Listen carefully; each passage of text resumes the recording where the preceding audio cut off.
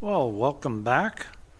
All of our deliberations here today can be found on Facebook and YouTube. So if anybody is online and they can move ahead and find everything that we're talking about on there. And so the next item that we're going to do is number 4, 2026 budget discussion. Mr. Leibel. Oh, Mrs. Laney. Thank you. So today we're just going to open up the review and discussion of the proposed 2026 operating and capital budgets. These budgets are balanced as required under the MGA and are designed to maintain current service levels while managing inflationary pressures and contractual obligations. There's several key factors influencing this year's budget: reduced provincial infrastructure funding, population growth, increasing demand on services, inflation, and changes to the RCMP funding model. On the capital side, major projects like wastewater treatment plant and public works office will have long-term impacts on tax and utility rates. The proposed operating budget of $41.1 million is requiring an increase of about $732,000 in tax revenue, and the rate supported budget requires an increase of about $456,000. The capital budget of $60.3 million includes a previously approved project, the wastewater treatment plant. And we're just going to go through some slides. Thank you, Cheyenne, for preparing these slides with very short notice. So basically the slides I'm going to go through now. Last time I did a lot of talking. Now I'm basically transferring my talking into a visual presentation just so it's prettier, and hopefully it helps explain some things and give you a clear picture. Once I get through that, we'll go through some specifics with capital as well. So, the 2026 budget was developed with clear objectives to maintain service levels, keep taxes competitive, and plan proactively for infrastructure renewal. We used prior council strategic focus areas, keeping those in mind, and we also work to identify efficiencies, ensure rates and fees remain fair and appropriate. Basically, we get our inputs from multiple sources: prior council priorities, in this case, public feedback.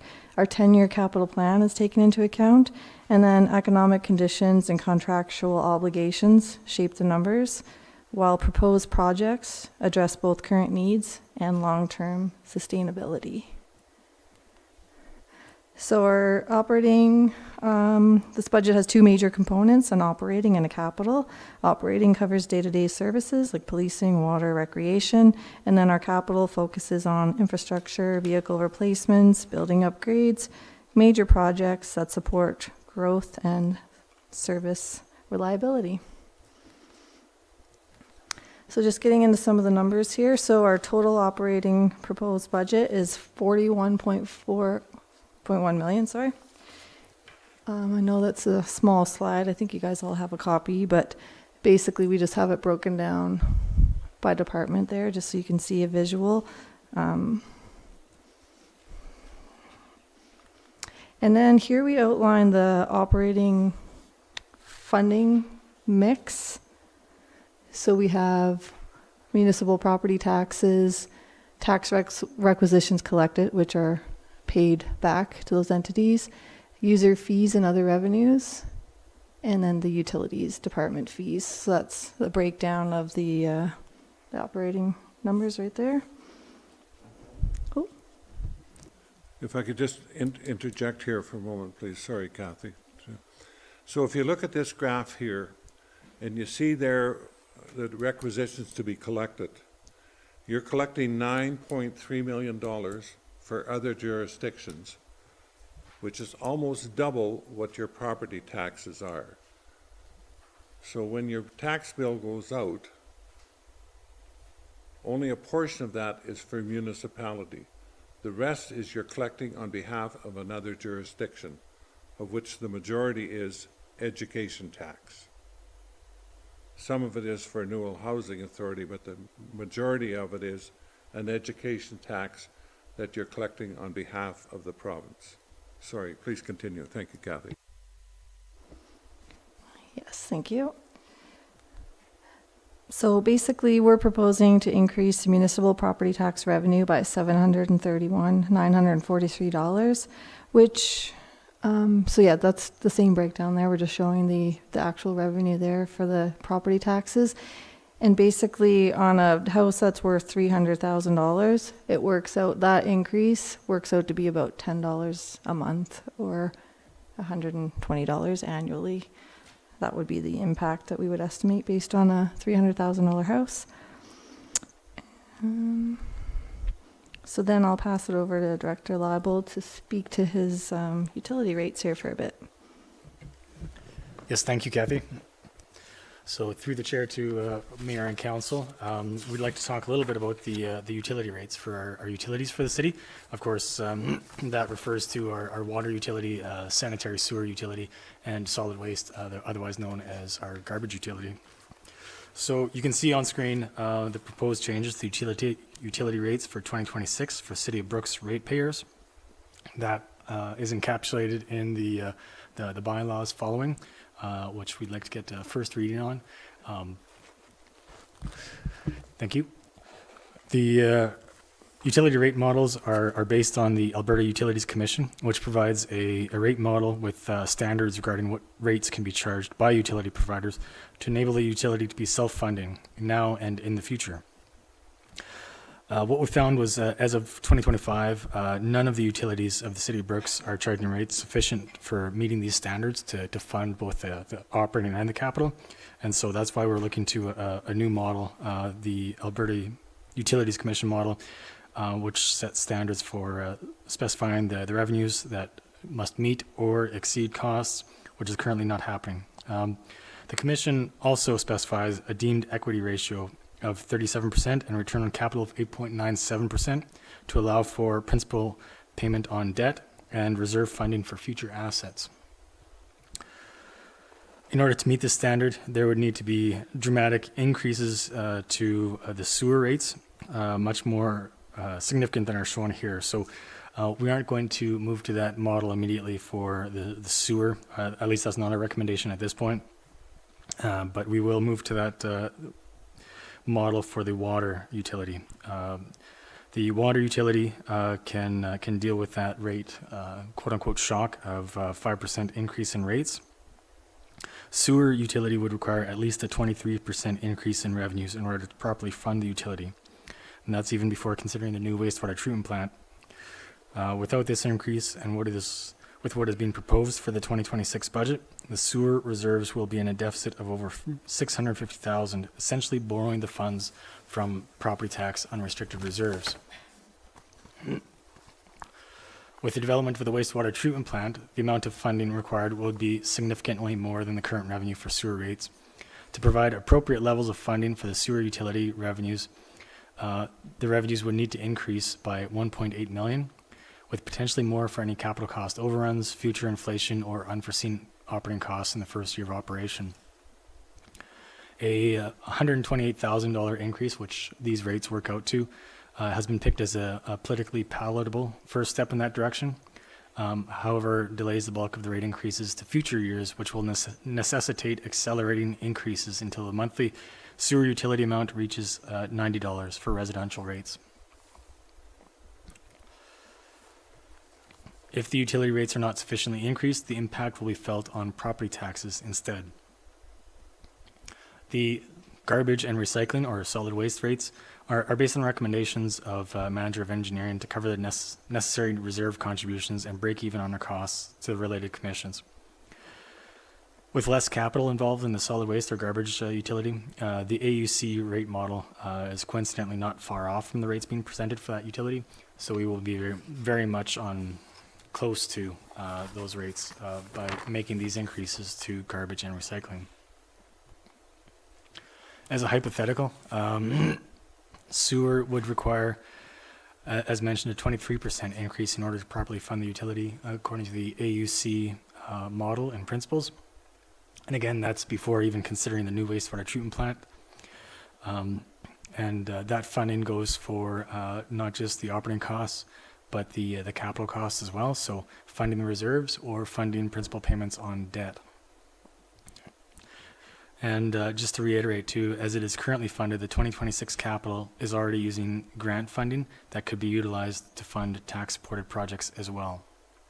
Between water and sewer utility projects, over $4 million in LGFF and CCBF grants are utilized that could be instead redirected to other capital items such as the Public Works Shop. And the Public Works Shop, as you know, will need debt in order to be approved, debt that would increase property taxes by 5.8% in future years. As the last example or hypothetical or option, I guess if council should consider this option, to bring the sewer utility to a point where it is fully funded, the average bi-monthly bill would increase by $44.65 for the sewer utility in order to properly fund the utility for both the wastewater treatment plant project and to meet the AUC standard for a self-funded utility.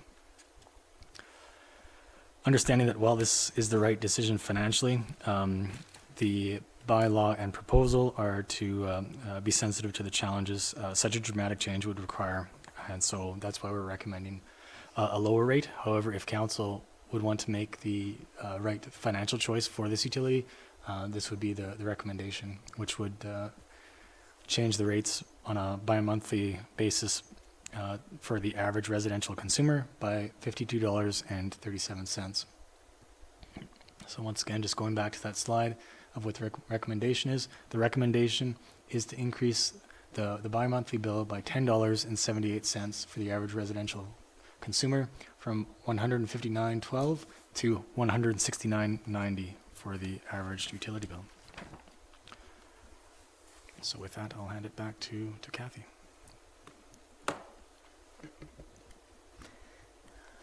Okay, so moving along here. So these are basically just the same reports that you saw a couple nights ago. So I won't go through this slide in detail. You guys have copies of all of these things here already, just kind of for your information. And then again, I did speak to these items, but just to visually show you here. So basically, these are some of the changes from 2025 to 2026. So basically, there was increased RCMP, which I discussed on Monday evening. Municipal fine revenue was increased, franchise fees increased. So anything in brackets were things that are favorable difference, and then anything not in brackets are pressures and inflationary costs that we had to increase. So just kind of outlining some of those changes here to make up where that 731 in additional tax revenue is required. And then similarly, the 456 in utilities, just to name some of the changes required again, electricity, insurance, and those items that were requiring some extra costs.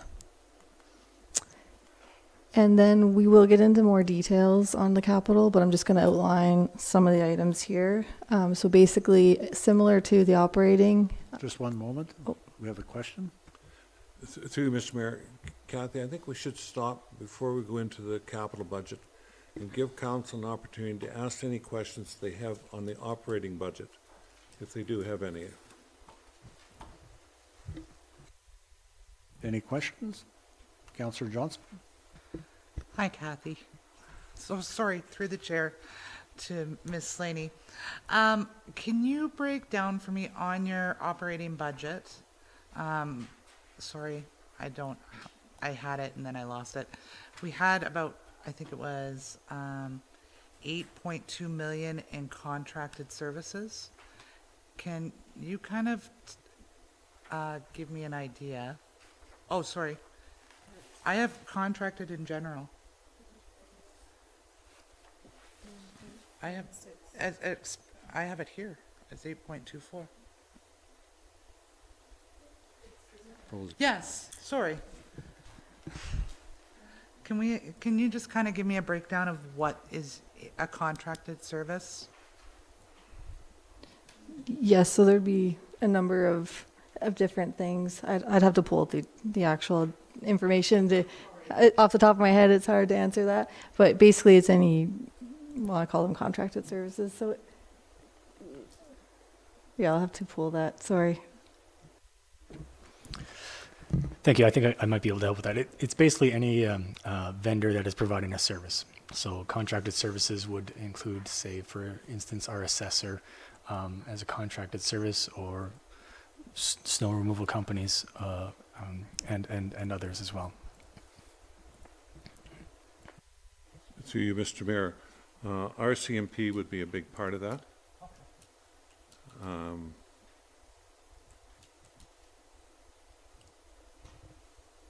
I think we're pulling up the rest here, just a second.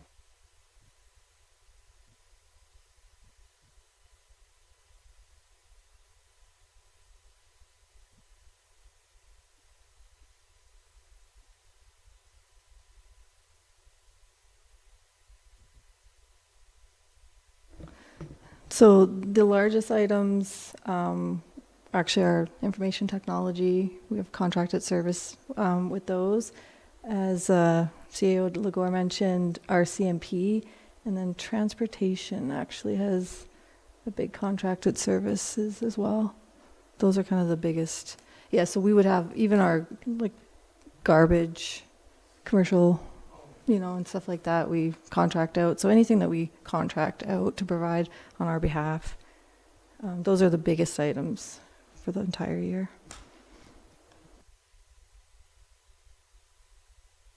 Councillor Regner?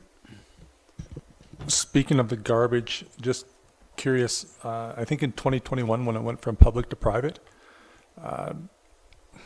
was the city subsidized that over like 100%, 80%, 60, 40, 20, 0? Did that ever happen? Like a subsidy? Through the chair to Councillor Regner, when we went out to contract,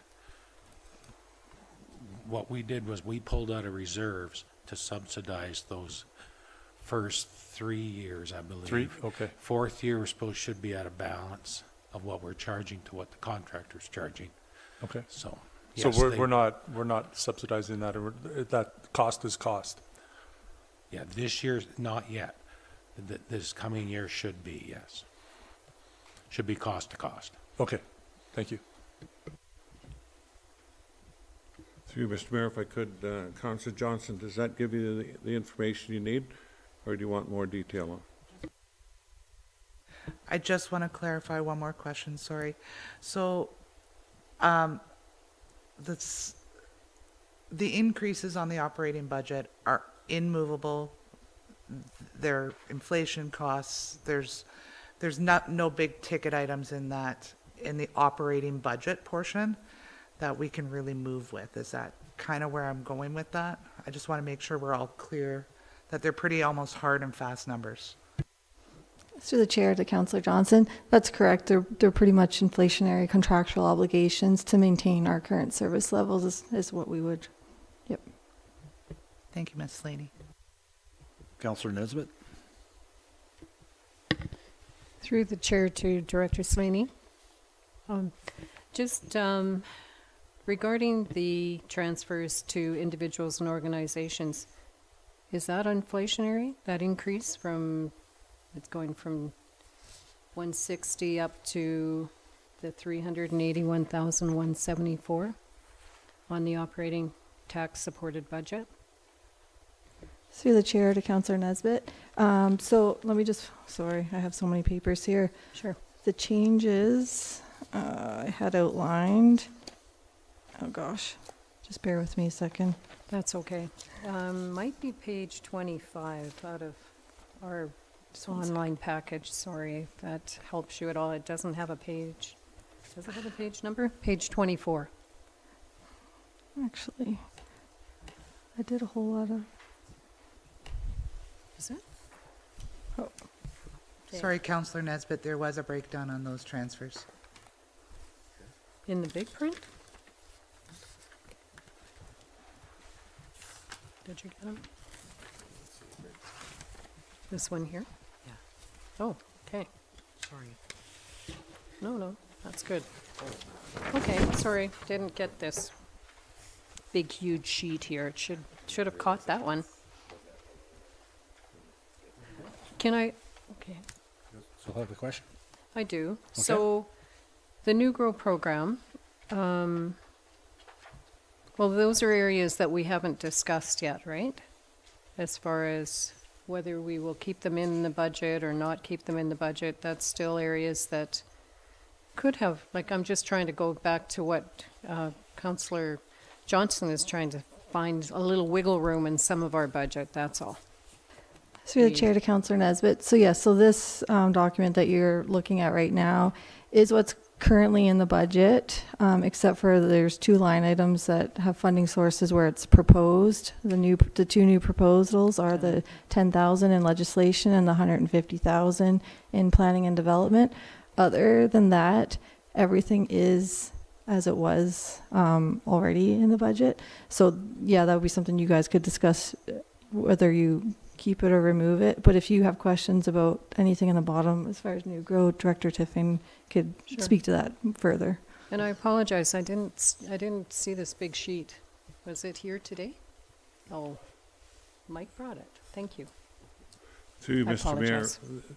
the economic development budget, starting from the business beautification program down to the farmers market, the city is locked into that with an agreement through the BNRED, the Brooks Newell Regional Economic Development.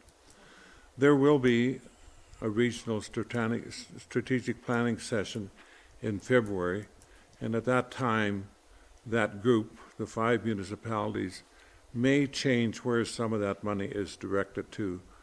But currently, this is really just information. We're locked into it. If you want further detail on the details of some of these items, Director Tiffin would be prepared to give that. Thank you, Mr. Mayor. Thank you. Any other questions? Okay.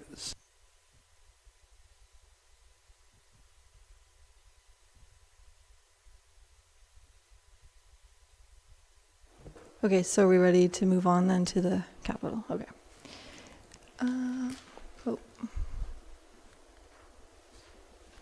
What's going on here? The clicker's not working.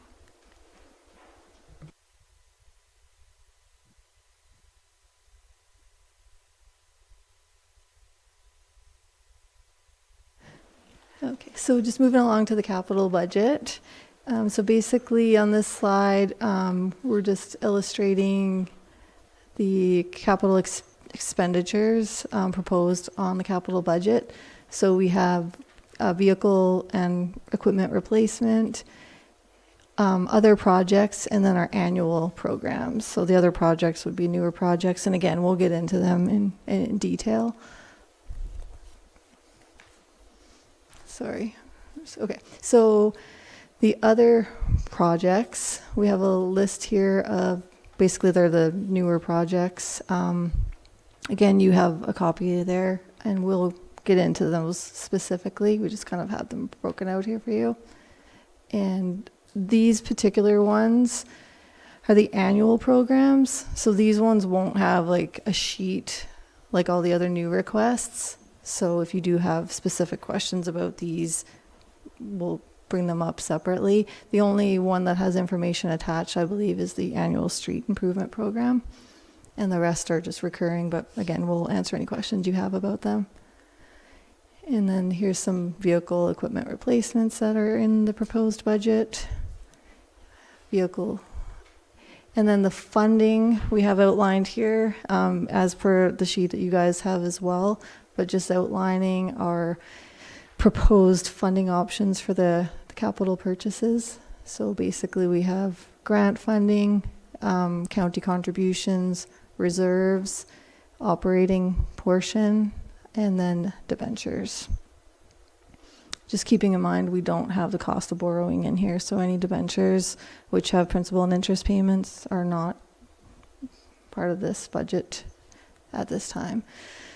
So future impacts on operating. So this is, again, I spoke to this Monday evening, but just to reiterate, you know, the public workshop requiring a debenture, would impact the tax rate and the operating budget, as you see here. And wastewater treatment plant and smart meter program, if we were to get debentures for those as well, we would have to implement some changes to the utility rates accordingly as well. And then basically, before we get into this part, I'm gonna skip. Sorry, I think we're in a different, yeah, I just need to open up the agenda here. Thank you. And we're just gonna skip through to get to some capital documents here. And what we'll do, what we'll do is we'll just go through these sheets so you can hear from the director or manager and you can ask questions. So I'll invite the managers and directors as I click through to come up and speak to their items, please.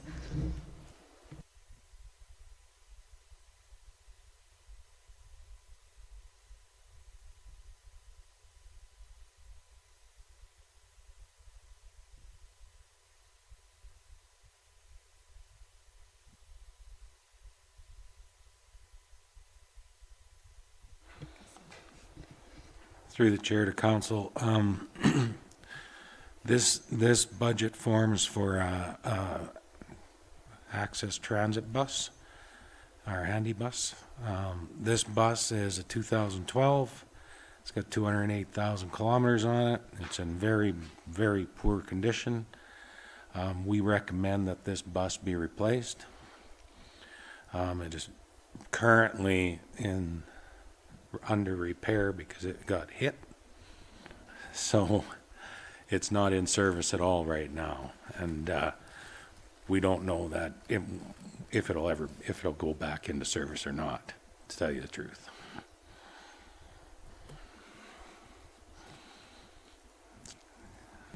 Any questions on that particular item on the transit, Access Transit bus? Councillor Johnson? Through the chair to Director Sarai. Sorry, I butcher that every time. When you say it was hit, I'm sorry, where? It was a traffic incident. It was hit in the So- back corner. So is there any insurance to be claimed for any of that? We don't, it just happened, so Oh, where we're okay. at with it right now, I don't Oh, know. okay, just when you said it, I was like, okay.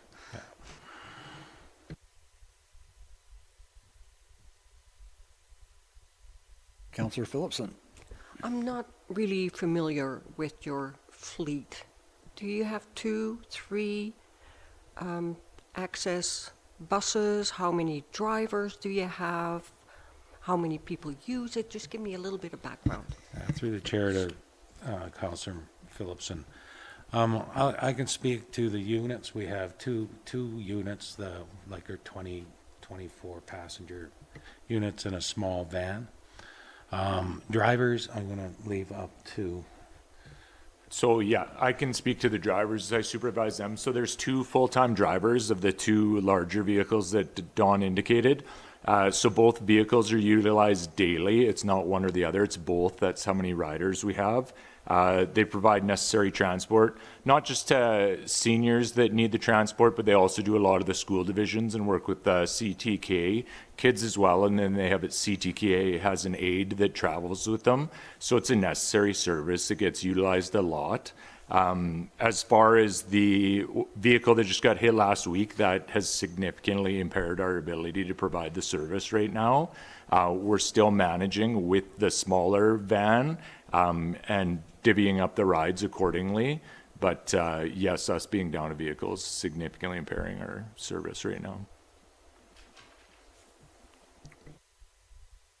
Any further questions on that item? Okay, seeing none, thank you very much. Next item is the cemetery.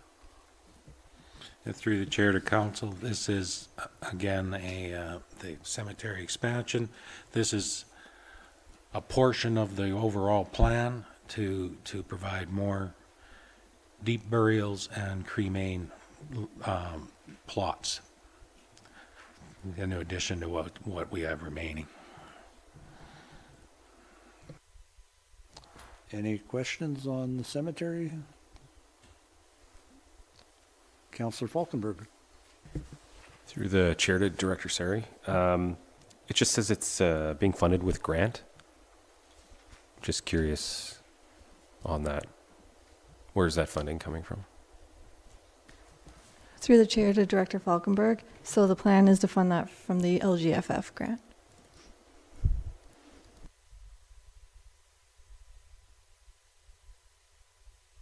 Counselor Johnson? Through the chair, to the director, this proposed project costs $774,000. Is that to complete the rest of the cemetery? And can this be broken up over 2-3 years? Through the chair to Councillor Johnson, this is a portion of the overall completion of the cemetery. This one, the first phase, which is into the new portion of the cemetery, is the most expensive. And the reason being is because we have to build the road the rest of the way in, and it's the road that costs to get a road going in and a turnaround at the end so they can go in and out. And the portion where the plots go is basically to put a concrete ribbon in and add plots as we go along. We don't want to build the cemetery all in one chunk, because otherwise you've got a big, huge investment sitting there for 50 or 60 years before it gets used. So you want to do it over, as you run out of room, carry on and build additional space. Okay. Any further questions? Counselor Regner? Sorry, the 774, does that, and I've got novels of paper here, does that include the columbarium? Because ours is full right now, right? Through the chair to Councillor Regner, we just installed 3 new columbariums. I think they're sitting at about 40% full. So they sold fast at the beginning when we put them in, and sales have slowed down. So there's quite a bit of room in columbariums right now. So this does not include columbariums. This will only include the road in, the surveys, the irrigation, and room for, I forget, I couldn't tell you the exact number of plots right now, but enough for a few years. Okay, any other questions? Okay, seeing none, we'll move on to fire services. Thank you. Through the chair to mayor and council. So the next few items are fire services items. Fire Chief Kevin Swanson is on hand to answer any of your technical questions. I'll go through the capital projects as proposed, and then myself or Kevin can answer any of your questions directly. So for the first item up for considerations, the fire hall electronic security access control. So right now the fire hall is equipped with manual access controls. So that's your coded in punch box to get into the facility. What's being proposed is an electronic version. So it would be similar to the City Hall version that you all have access to, but it'd be a more advanced system. So it'd be able to track people coming and going. It would be able to update their electronic tags instantaneously, so there wouldn't be a need to distribute the numbers. The fire team is quite large and needs access at any time, and a lot of times the firefighters are beating the supervisors and the fire chiefs to the fire hall and getting things going, so they need access immediately, and not having that access when it's mechanical gets delayed. The IT department is also recommending a replacement to the electronic version, and the proposed cost is there of about $9,500. The County of Newell would share in some of the cost as well. Okay, thank you. Any questions on that particular item? Okay, seeing none, We'll move on to fire services EV extinguishing lamps. Through the chair to mayor and council. So the next item for the capital budget's the electronic vehicle extinguishing lamps. The projected cost is about $12,000. So it's a one-time expense. This is a tool utilized in extinguishing electronic vehicle fires, so the battery fires in the newer electronic vehicles, which are more prevalent on our streets and in our communities. So up till now, there is no device that is utilized, and Kevin can get into specifics if you want them about how the fires are extinguished and the expense per use for the fire, because a lot of the items they're using are one-time use when there is an electric fire on the batteries on these vehicles. It's current standard practice in most communities, including the cities, to have these on hand to extinguish the fires. And there is no tool we have readily available for our City of Brooks Fire Department at this time. Okay, thank you. Any questions on that particular item? Yeah. Councillor Johnson. Through the chair to Director Shantz. A couple questions on the Lance. What is the life expectancy of that, and is there a certification or a refill cost, or is it strictly the $12,000? Through the chair to Councillor Johnson, I'll defer to Fire Chief Swanson to answer your specifics.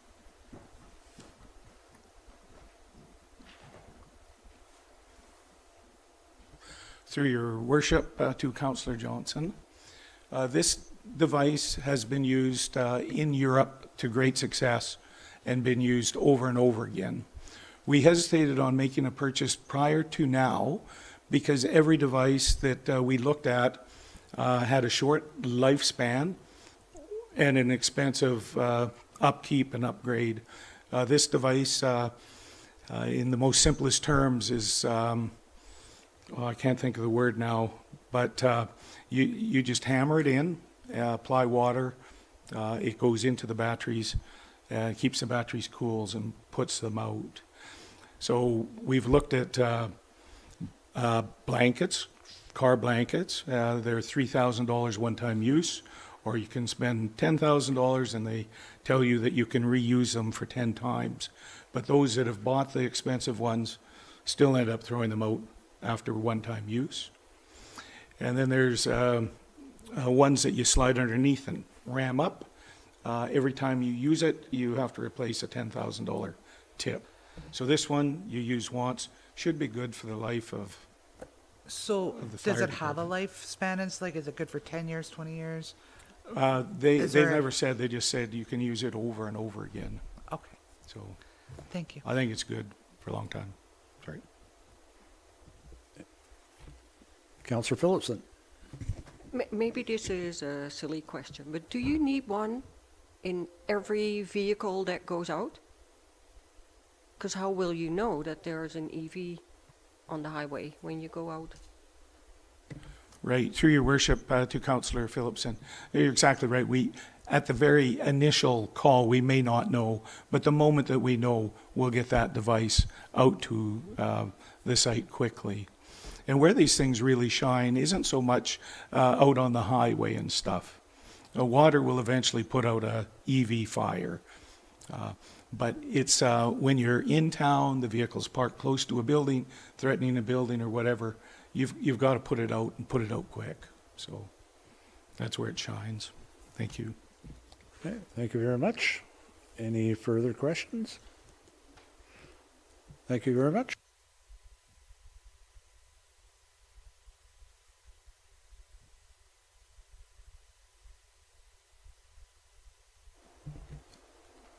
Thank you. Through the chair to mayor and council. So the next item up for the capital budget is the replacement. So it's a Dodge 2500 Deputy Fire Chief primary vehicle. So the projected cost is around $85,000.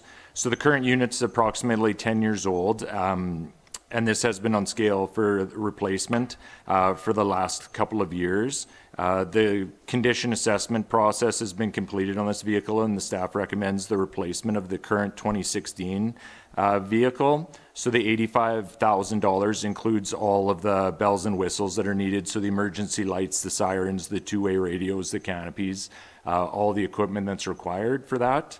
So if there's any additional questions, you can direct them to me or to Fire Chief Swanson on that one. Questions? Councillor Regner. So at 10 years old, how many kilometers would that have on it?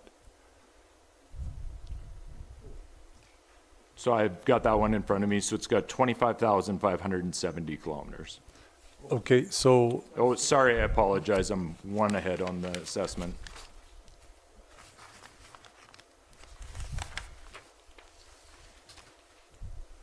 $81,194 kilometers on that one. So with 8,000 kilometers a year, maintenance-wise, I see it's under a condition assessment process. Is it costing us a bunch in repairs every month, every year? Through your worship to Councillor Regner, as of yet, it hasn't cost us a phenomenal amount of dollars. When the unit was new, it had electrical bugs problems. Be responding to a call, it would fail, wouldn't start again, had to be towed, those type of things. Those little bugs seems to have been worked out. The engine is making unusual sound now. The mechanics say that ultimately it needs to be overhauled at some point. So the 2023-2032 vehicle machinery and equipment replacement program, that's part of that. That's new to me. What makes up a 10-year window that has to be replaced with 80,000 kilometers on it? Right, through your worship to Councillor Regner, 10 years was worked out to be the lifetime of a first responding small light duty unit. Okay. Not to jump ahead. Yeah, The next one on the list is the rapid response. Sure. That's 20 years old, right. right? So Yep. is it fair to say that we could put off replacing a 10-year-old truck because we have 20-year-old truck in our fleet?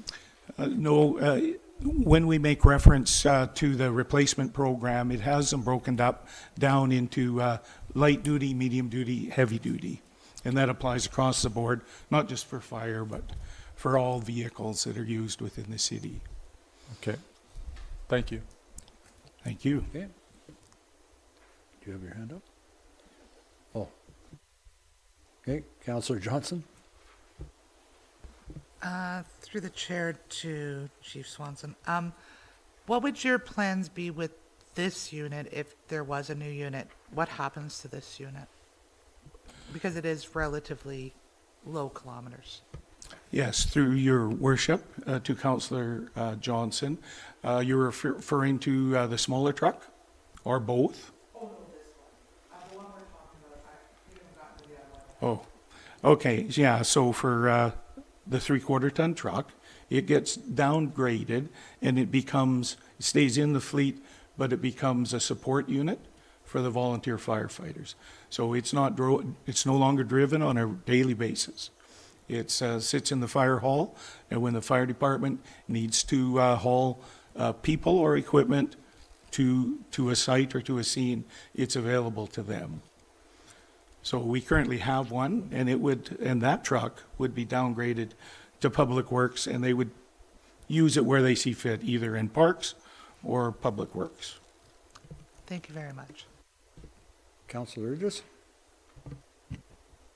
So this unit is not part of the annual fleet replacement, which is the other transportation units? Through your worship to Councillor Idris, the smaller units apparently belong to a fleet as opposed to the big trucks. Through the chair to Councilor Idris. Specialty units like fire trucks they are not part of our annual fleet replacement program. The specialty units such as fire trucks they have their own budgets. Okay. However, when their units, like Kevin had said, they eventually all end up in Public Works or Parks, and that's where they'll stay until they're completely worthless. Okay. So, and now I'm going one step back because it wasn't, is the one that that we have the 120, do we have a specific unit in mind, or is it just the annual 120? If you go like the already established program, we have one for 120. Do you have a specific unit in mind, or are we just going with the annual 120 that we have decided before? Through the chair to Councillor Idris, we have a fleet replacement program schedule, and in that we replace 2 trucks each year, and we have 40 trucks. So in a course of 20 years, we'll have finally replaced them all. So you'll see them go to auction, and some will be, maybe some will be 25, because years they'll last longer than some trucks. Some will be 15 years, and they just don't last as long. So, but eventually over 20 years, we will replace all the trucks in the city, and then we'll start all over.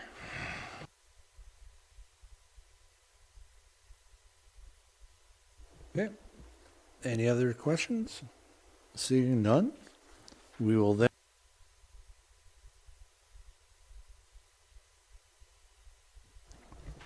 Through the chair to mayor and council, so the next vehicle up for the capital budget in 2026 is the Ford Rapid Response Vehicle F-250, or F-205 is the assigned number to it. So the projected cost for this vehicle is $390,000. So the current vehicle that's being utilized is 21 years old and was scheduled for replacement in 2025, but was not approved in the capital budget. So it has also gone through the condition assessment process, and the recommendation is to replace this vehicle as well. In the 10-year program capital planning, it was projected to be approximately $230,000 for the cost of placement, but those after consulting with suppliers, the cost has increased to approximately $390,000 in the current climate. The vehicle it would be replacing is has 25,570 kilometers on it. The engine, chassis, and pump reliabilities come into question on those. It failed once during an emergency call and has since been repaired. And projected cost of delaying the replacement would be about $60,000 to continually overhaul and repair the pump on the current unit. Okay. Thank you very much. Councillor Regner? So on this truck with the 390,000, I understand that the truck itself has low kilometers. The pump is the added on back the cargo. Like, what does it, I viewed it in our facility tour. What's all included that it hauls or does? Kind of a quick overview. Through your worship, to Councillor Regner, this vehicle is considered a rapid response vehicle, as it carries the spare jaws of life on it. So if there's 2 different incidents where you have to be in 2 different locations at the same time, you can split it up. It also has a pump, water tank, the plumbing, that type of thing, so that it can fight wildland fires and the likes. Can that unit be put on top of another truck and just upgrade the truck and upgrade the pump for half of this cost? Wouldn't be recommended. Could be done, yes. Okay, thank you. Councillor Johnson? Through the chair to Chief Swanson. Same question as I had for the pickup. What if there was a new truck to come in? What happens to the old truck? Through your worship, to Councillor Johnson, it varies. The truck can be put up for sale, go to an auction. In previous years, trucks have been considered and graciously donated to the Brooks Rotary Club to find another use in another country. Thank you very much. Any other questions? Okay. Seeing none, we'll move on to contribution to BJHS Community Sports Field. Director.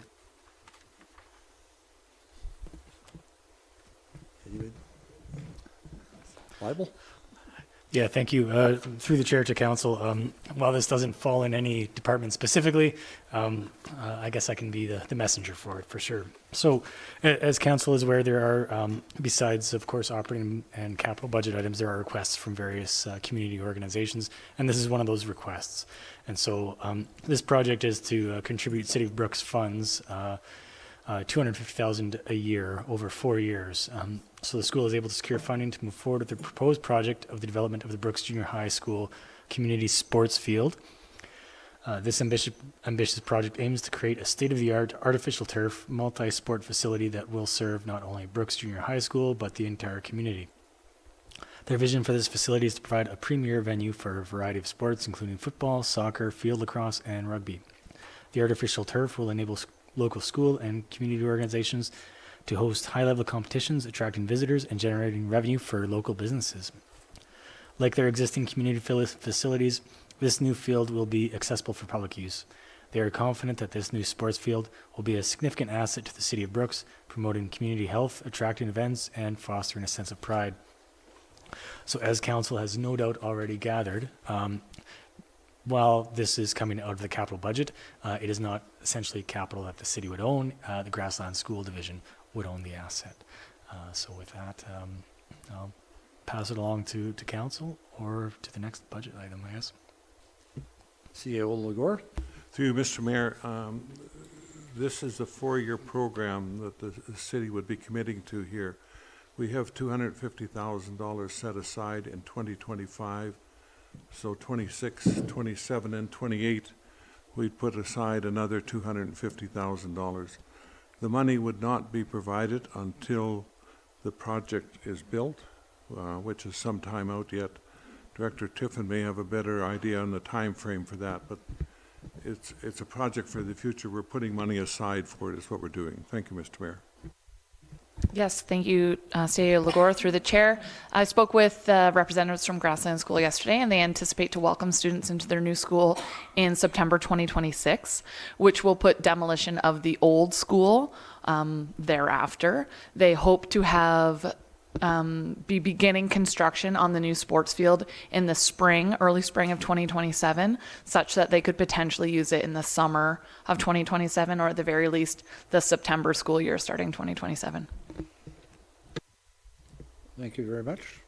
Councillor Johnson? Thank you. Through the chair to maybe Director Tiffin, maybe whoever. I'm showing that the contribution is entirely from grant money. Is that correct? And can I ask what kind of grant that is? Yes, through the chair to Councillor Johnson. The plan for 2025 is MSI funds, and then for 2026 onward would be the LGFF funds is the plan.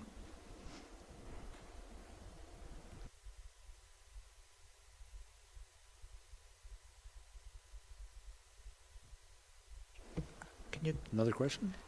I just want to know, what is the MMSI fund? Sorry. So MSI was taken over by LGFF. So MSI was Municipal Sustainability Initiative, and it's a capital grant. It's one of those allocations that are based on your population the province would give us. They've since rolled out the LGFF. So you'll see us talk about both. MSI still has some remaining funds in it. It ended in 2023. 2024 is when LGFF took over. So we have 5 years to spend those allocations from MSI. So we're just recommending some of those get cleared up. Another question? Just a follow-up for that. So if we use the 250,000 grant for the school this year, the MSI or MMSI grant fund is finished and we're moving fully into the LGFF. Is that correct? Or is there more money in MSI? That's correct. With the proposed projects that are being funded with MSI in 2026, there's more than just this one. It would clear off that MSI balance, and then we would be fully on to LGFF instead. Thank you very much. Any for CEO Legore? Mr. Mayor, I'm just wondering if it would be beneficial for council if we explained how the program works, how we have to apply for the projects, they get approved, et cetera, and then when do we get the funds, et cetera? If you could take a minute for that, please. Thank you. Sure. So while they're allocations that were guaranteed, essentially, they're predictable, they still come with criteria, guidelines, rules. So basically, the funds, we can see our allocation is, but we don't get that money automatically. So we have to apply, essentially, submit grant applications for the eligible projects. And then once they're approved, we still don't get the funds until we apply for, basically we have to apply for enough projects that cover the allocation. So let's say 1.4 million is what our allocation is. Until we apply for $1.4 million in projects, will they release that money to us? And then when they do release the money to us, that year we have to submit a statement of funding and expenditures, I think it's called. And we have to show exactly like how much we spent of that funds. So we hold it in deferred revenue, which is a holding account, and if we get it in advance and spend it and track it that way. But so hopefully that answers that question. Through you, Mr. Mayor, to council, the grant is not at risk. It's just that we have to meet the administrative criteria and follow the procedures prior to getting the money. The money is committed to the city. The province advised you how much you're eligible for. It's committed. It's just a matter of going through the framework to get the money. Councillor Johnson? Through the chair to, I guess, CAO Doug Lagore. So I guess where I'm going with this is we have a list of a lot of capital projects. Do we have the ability to move some of that grant money? Like, I know we've allocated it to certain things, but if one thing was to drop off, we could move some of the grant money around, is where I'm getting at, to get some wiggle room. Through you, Mr. Mayor, yes, provided that it fits within the criteria. That's the only qualifier. But yes, you can move that, but you need to do it at the time we deal with the budget, not post-budget approval. Okay. Any other questions? Okay, seeing none, we will move on to municipal enforcement, Megatech law enforcement body cameras. Thank you through the chair to mayor and council. So the next item up for the capital budget is body cameras for municipal enforcement officers, or our community peace officers. The projected cost is around $22,000 for 3 cameras, one for each officer. So the cameras have become industry standard. You'll see all of our RCMP officers are starting to have them rolled out in the community. They enhance our officer safety as well as our public safety when dealing in traffic stops, public interactions, and any day-to-day affairs. They also help while enforcing bylaws, animal control, and those other areas. Not only can the item be used by our officers to review and myself to review our officers' conduct in the community, they can also be used by the community members via disclosure in court proceedings and items like that. They really improve interactions between our officers and between the members of the public, and it just increases the transparency from both groups. And it's definitely become apparent all across Canada that these are needed items and required. So the proposed cost has been presented, and I welcome any questions. Any, Councillor Falkenberg? Through the chair to Director Shantz. I'm just curious how many cameras this includes, or is there a specific? Through the chair to Councillor Falkenberg. So it is 3 body cameras and all the accessories that come with them. So it's your charging stations. They also coordinate with the dash cameras in the community peace officers' vehicles. So it's real-time footage. So the cameras that are already installed in the vehicle and the camera that would be on our officer when they're activated. So when a switch is put on in their vehicle, it activates the dash camera, and then it will also activate the body camera and microphone. So it'll have the back view if it's a traffic stop stop, for example, it'll have the back view from the vehicle while the officer goes up to the stopped vehicle, and then it'll have the camera in real time. So during a review, it can be reviewed by both cameras at the same time to get a real indication of what's happening. And then everything, the audio is recorded as soon as both items are activated as well. And then it's also available. So currently, we have the cameras inside the vehicles, so they're monitoring only what they can see right in front of them. Whereas when our community peace officers now are doing things like garbage enforcement, property cleanups, interacting with the public in those kind of scenarios, or animal control scenarios where they're going to houses, businesses, anywhere that's out of the view of the camera, the vehicle will still record straight ahead, and then the body cameras will record what they're doing, and then it is audio from both. Councillor Regner? So quantity that you're after is 3. When we were touring facilities and at the RCMP, they had like a big block and several of them in there that they would take them out. Is 3 going to be enough when you get the program running that like if you want to add, and we're talking another truck or another member, is it going to be $7,300 for the next one, like every one you get, or is there a system in place that every camera you get additionally is $2,000 or $3,000, or? Through a chair to Councillor Regner. So the initial cost would be to get the officers outfitted and get the system started. So that'd be the 3 initial cameras. It's expected that the rest of the camera program can be funded through fine revenue and generation from the use of the cameras while they're doing traffic stops and community enforcement. So the expected cost moving forward, the operating cost, should be covered in the operating budget from our community peace officers. This one's for the initial outfitting of the 3 cameras. So even if we do need more cameras down the road or have more officers, we should be able to generate the funds. I guess my question is, what is a camera, additional camera worth? If we want a 4th camera when the system is set, what's that camera worth? So you're correct. It would be approximately $7,000 per person, per outfit, per vehicle. Thank you very much. Any further questions? Okay. Councillor Idris? You said per vehicle, so does that mean this includes the piece that goes in the vehicle too? I thought that is a totally different thing.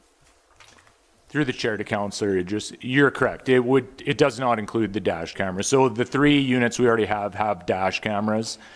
These are the body cameras that integrate with the dash cameras.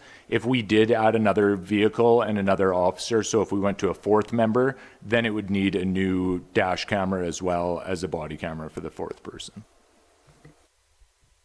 Okay, thank you very much. We'll move on to skateboard park. Through the chair to,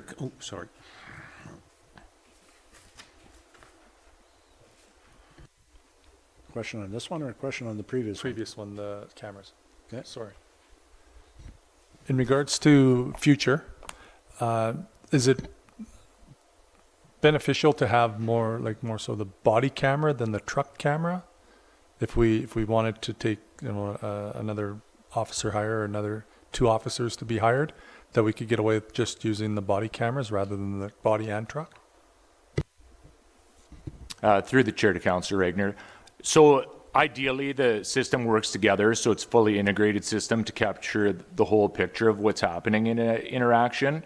But yes, if budget was a concern, then the body cam would probably be the priority, with the dash cam being assigned to the vehicle if a new vehicle was purchased.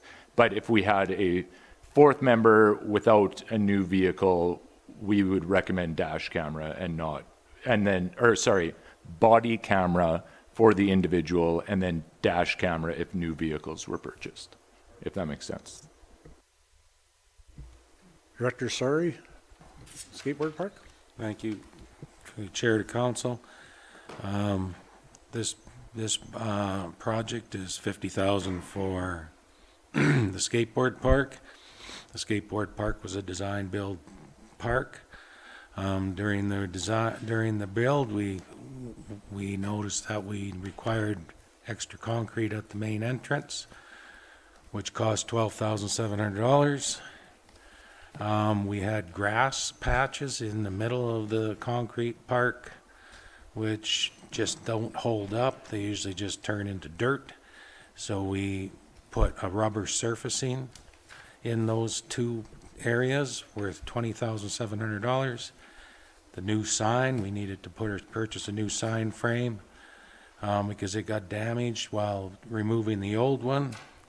And the irrigation system was damaged due to the ground conditions and the new footprint of the park, which cost $15,400. So that's the project cost of $50,000 to complete that skateboard park. Questions? Councillor Johnson? Just a question to the director, sorry, because I wasn't at last council. What was the original budget projection for this project?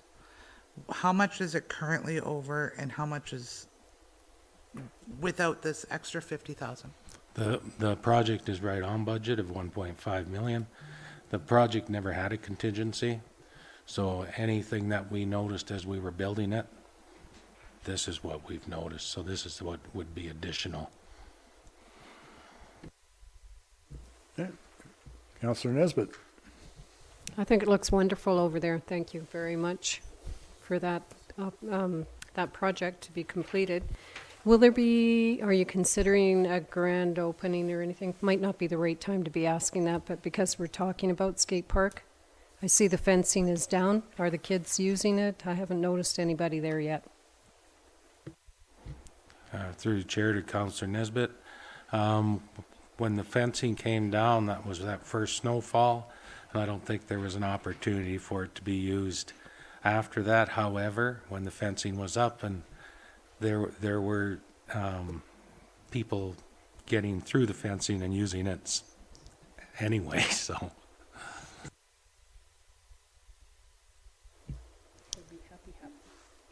Any other further questions on the skateboard park? Okay, thank you very much. We will move on to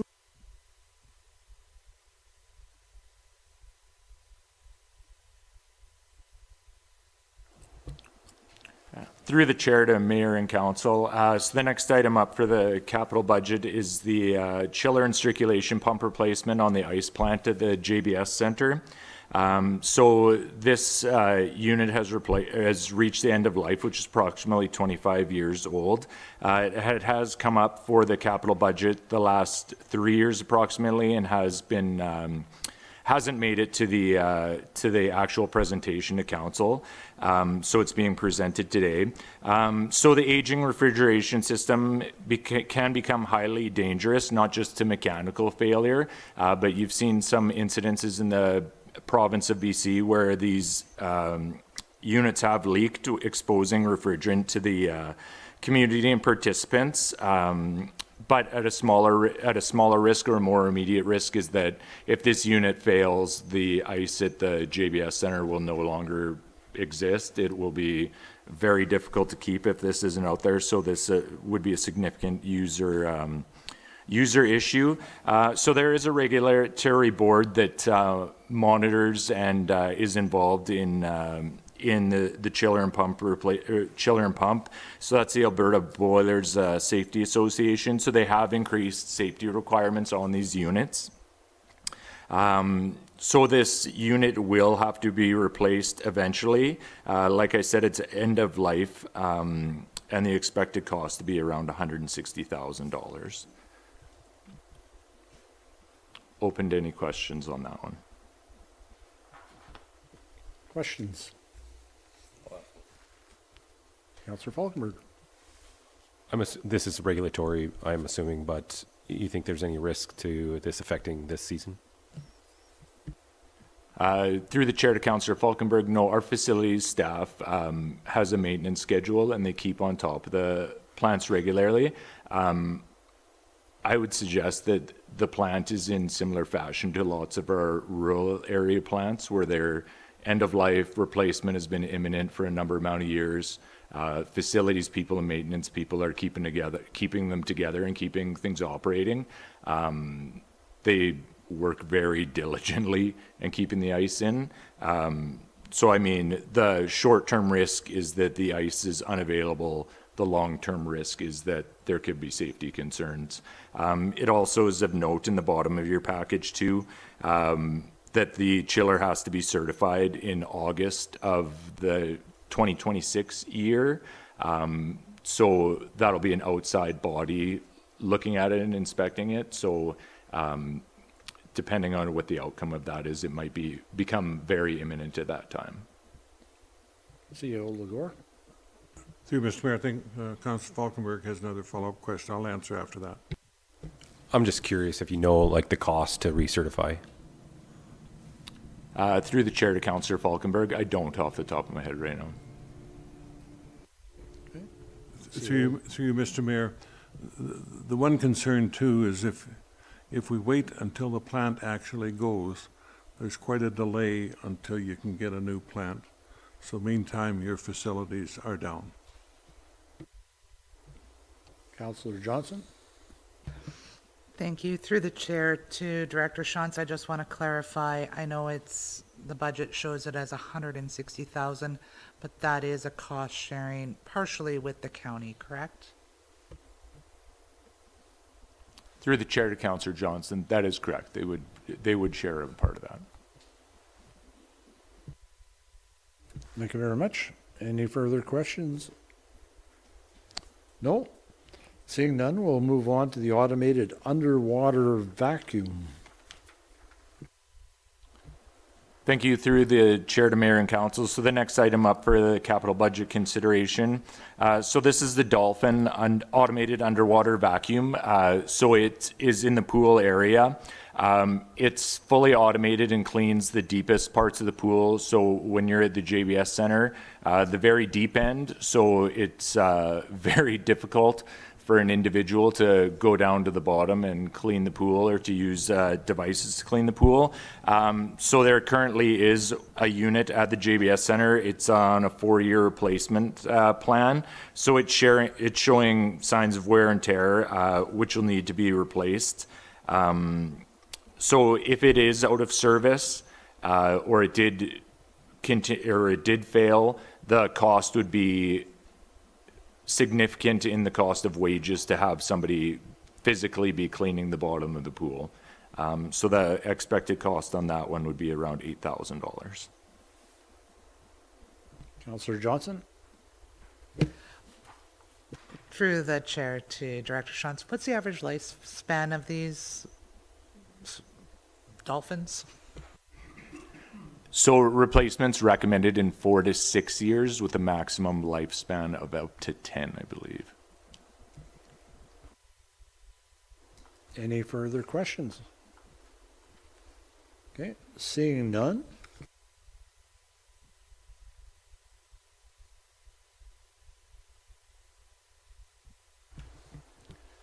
Thank you. Through the chair to mayor and council. So the next item is the ride-on floor scrubber. So this is the one you see at the JBS Center that cleans the floors, not just in the hallways, but also in the field houses, the soccer area, the open gym areas. So it was purchased in 2016, and the lifespan is approximately the same. It's on a 4 to 6 year replacement plan as well, and then it was added to the capital replacement plan after 10 years, so which would be 2026, which is this fiscal year, obviously. So the current scrubber is in the similar state as the Dolphin. It's showing signs of wear and replacement. I've already explained which areas it includes. It also does the Sparrow Arena in the off season, so when the ice is out, they can use it on the arena, which is a nice added bonus as well. So obviously, similar situation. The machine decreases the amount of wages and the amount of individuals it takes to clean the areas. So the approximate cost for that one is $29,000. Thank you. Any questions on the scrubber? Councillor Phillipson?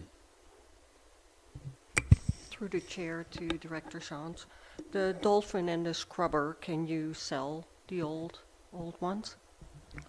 Through the chair, Councillor Phillipson, yes, I mean, they could be liquidated if they were replaced. How much money they would generate or what they would obtain, I wouldn't speculate, but yes, they could be sold.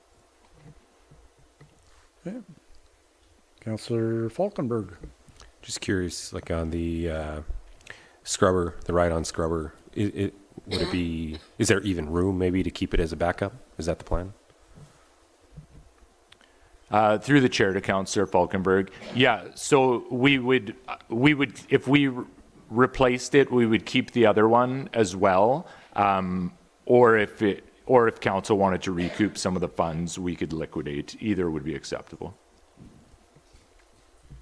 Okay, thank you very much. We will move on to the CRA parking lot. Thank you. Through the chair to mayor and council. The CRA parking lot, this is for $50,000 is a redesign of the parking lot. The parking lot right now is designed very poorly for maintenance. It's concrete curbs that are just poured right on top of blacktop. You bump them in the wintertime with a plow, and you're spending a lot of money repairing those curbs every year. The parking lot, if you wanted to plow it, you're in and out like this around all kinds of different curbs going this direction and all directions. And if you look at a good laid out parking lot, like in our grocery stores, like Safeway or IGA or whatever, those parking lots, you can go straight through them with a plow and clean them out quickly and easily. These ones, you're constantly in and out, backing this way and that way, trying to move snow, and it's very inefficient. So this is a redesign of that parking lot to make it a more efficient parking lot for maintenance and for parking. Okay. Councillor Falkenberg? Through the chair to Director, sorry. I'm just, am I right to assume that there's a significant extra cost due to the time to plow that with a heavy snowfall? I don't know that the cost is so great as there is a cost for sure. However, I don't know that the cost is as great as the problem with it not being cleaned, because our mayor may remember that our parking lots were a great concern to our customers and our public, that they were never cleaned early enough or quick enough. And to tell you the truth, they were not. But it's just the time it takes to clean those is the biggest problem. Any other questions? Okay. Seeing none, we will move on to the sanitary trunk main, 7th Street East.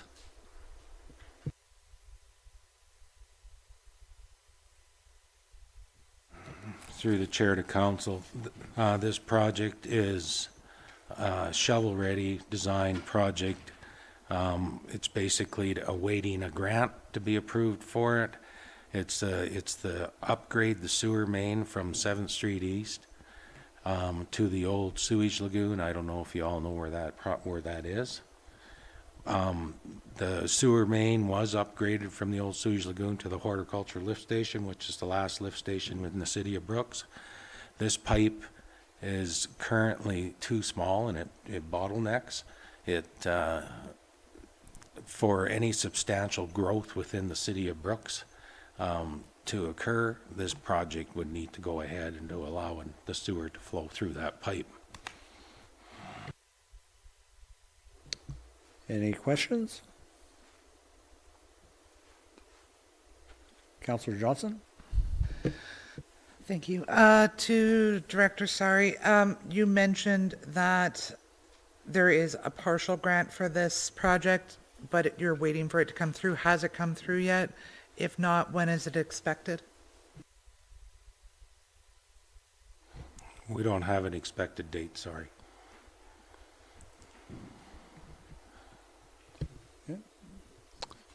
Any further questions?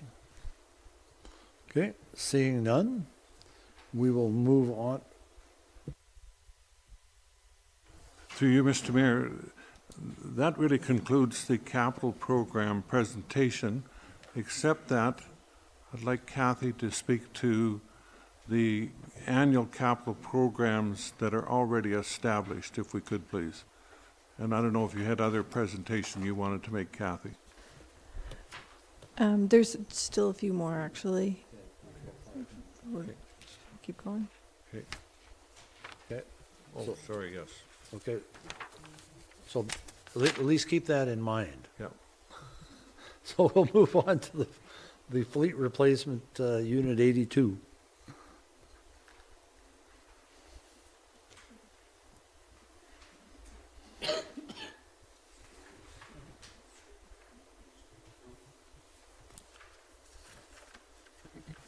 Through the chair to council, this, There we go. this is our gravel truck, unit number 82. This truck is due for replacement. It's $350,000 price tag, budgeted price tag. It's got 4,656 hours on it. It's currently 16, 17 years old.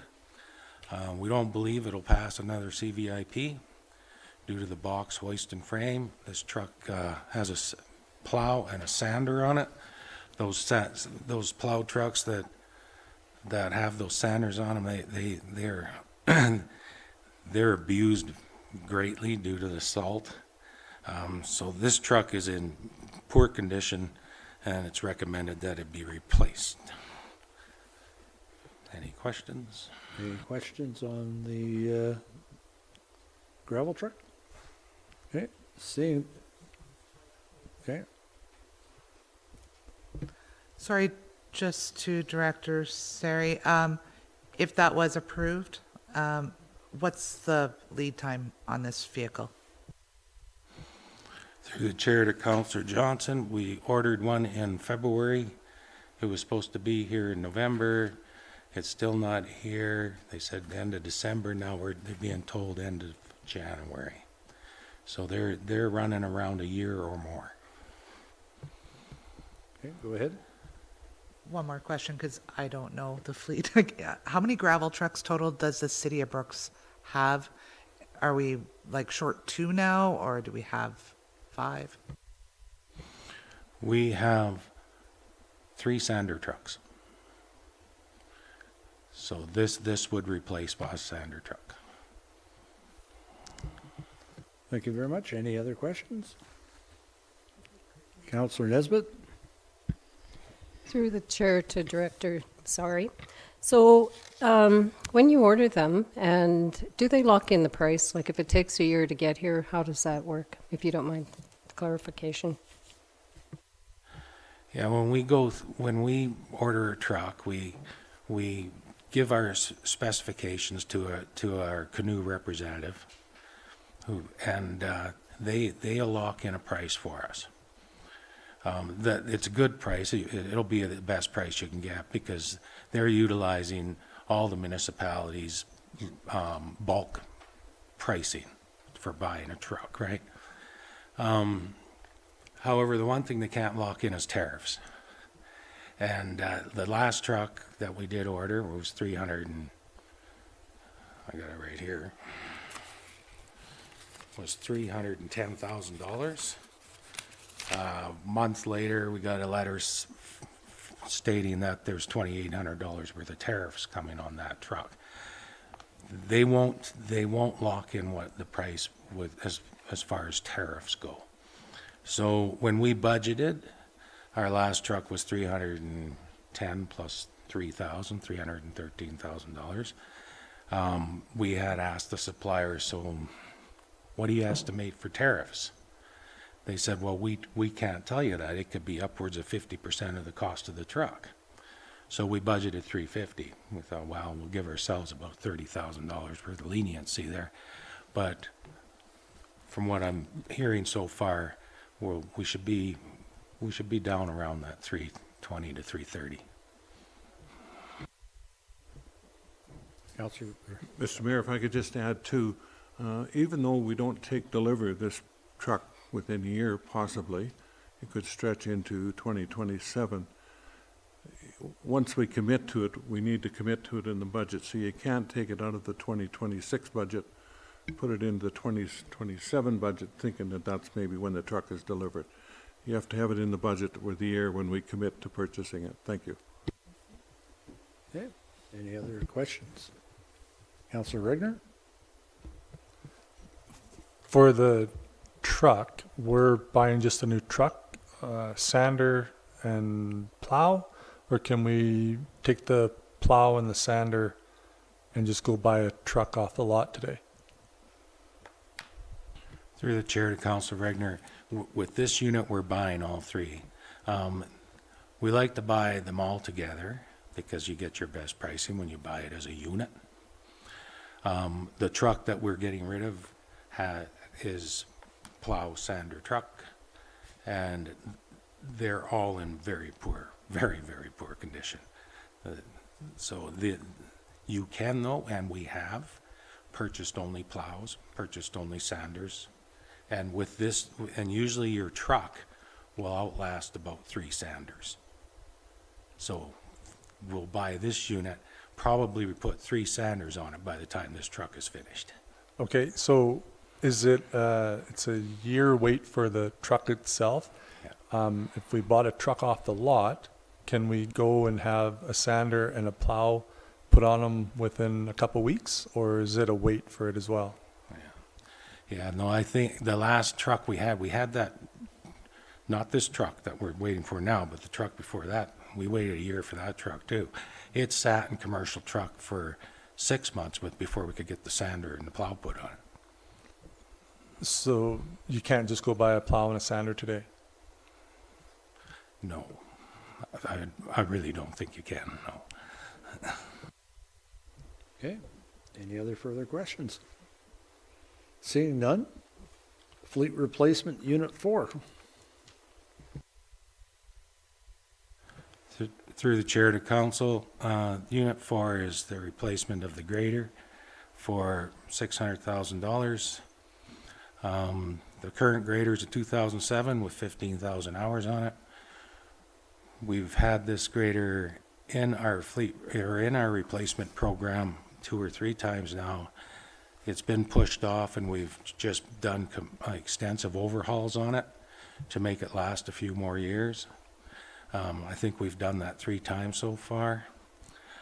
So it's time for this unit to be replaced. Okay, Councillor Johnson. Through the chair to director, sorry, I've seen your grader. I don't know what the rest of council has added it up, but if you divide 15,000 by the average hours a year worked, a 40-hour work week, it's worked 7 years straight. So I kind of agree with this one. Yeah, thank you very much. Any other questions? Councillor Regner. The current grader, when we get a new one, what are we going to keep it as a backup? We're going to push it down the road, trade it in on a new one? What's the plan? Through the chair to Councilor Regner, we've kind of been wondering what to do with it. We've asked the suppliers, what's it worth on a trade? They're telling us around $40,000 to $50,000. They say you'll get more if you sell it privately. You probably get about $50,000 to $60,000. We wouldn't recommend keeping it because the cost of repairing them is so huge that you don't want to get stuck with that cost. And the wait time, is it a year as well? You know, I don't want to say because I really don't want to say. I don't know. Will we have it before snow next year? Probably. Okay. Thank you very much. Any other questions? Okay. Seeing none, we will move on to Works and Utilities Admin Office.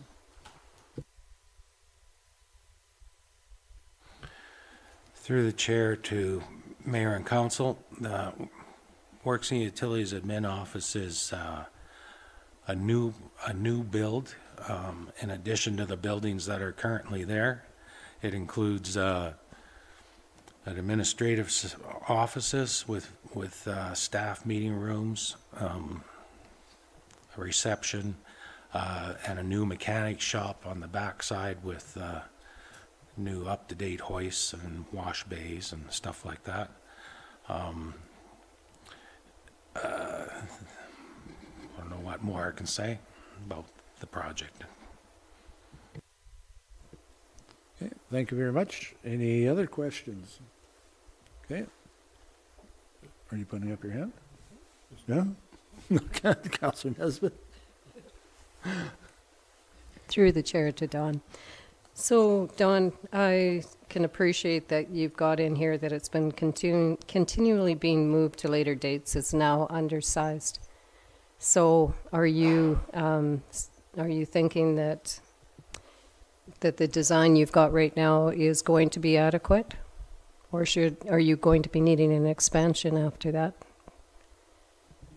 Through the chair to Councillor Nesbitt, the design that we have right now has the ability it has one spare office. It has the ability to have another 3 at a later date, simply by moving staff around. So we feel that this building would last quite a long time. CEO Legore? Through Mr. Mayor, I just want to make it clear to council that if this item remains in the budget, it's a placeholder. No action will be taken on this project without further direction from council. In fact, administration will not even proceed to tender without further direction from council on it. Thank you. Councilor Regner? I'm assuming this would go down the hill from the present shop. Plan with the old shop. Use it as the main, like the bays again, or would you tear it down and put something else there? What's the plan? The plan would be to tear the offices out of it and use it as bays. Any other questions? Okay. Seeing none, wheelchair ramp restoration. Through the chair to mayor and council, this is the rebuild of an intersection with 4 brand new wheelchair ramps at each corner. Right now we have ramps, they don't face the right direction. If you want to walk across the street, they've got it walking straight into the intersection instead of going across the street. So you would have to replace that whole wheelchair ramp. This is an estimate of what it's going to cost per ramp because it depends on the radius of the corner, and it depends on how far back you got to go with your ramp to go across each side. But wheelchair ramps are very costly because every bit of it is hand poured, and so you're averaging around anywhere from $5,000 to $10,000 a ramp, a corner. So this would do, we're estimating 12 ramps per year, so that's 3 intersections a year. We would start with our worst ones, of course, or the most traveled pedestrian routes. The most dangerous routes, like going onto a busy road like 2nd Street West, we would start on something like that, make sure those are safe for people to walk across. The other part about it is regulations have changed with wheelchair ramps, and they've actually changed quite a while ago, but when you see the lines that go down a wheelchair ramp, those lines are supposed to face the direction that you're going to go. So if you are blind and you're walking with your stick, you can feel which way those lines point, and that's the direction you take off across the street. So that's what this project is. Okay, thank you very much. Councilor Johnson? two questions through the chair to Director Sari. Why do they face the wrong way to begin with? Is my first question.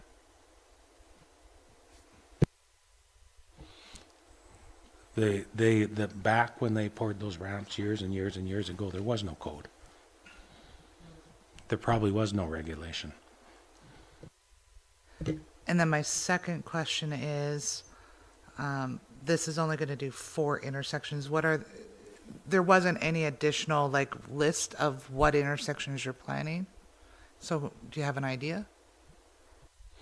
No, like I said, we would start on our busiest roads where we would have to go out and evaluate the ones that we feel are the most unsafe intersections.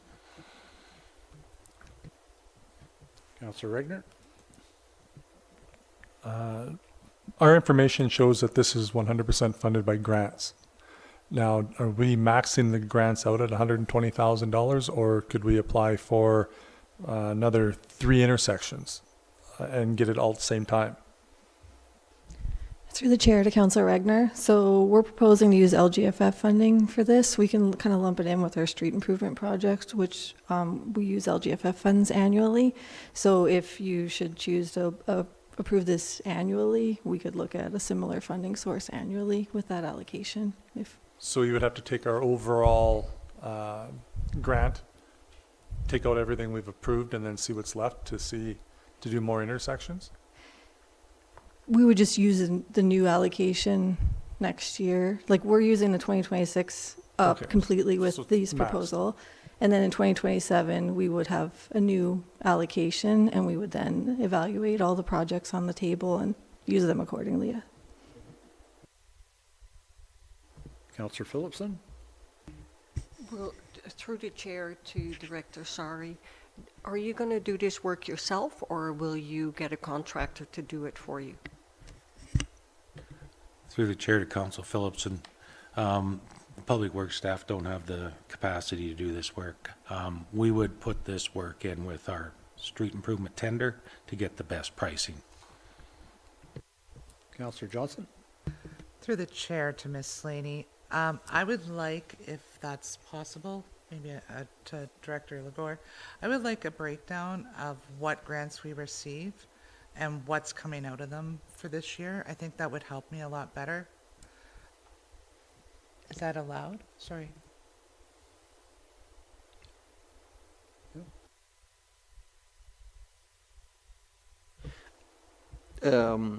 If we are going to go with this project going forward, like I'm sure we have 4 intersections that we can work on this year.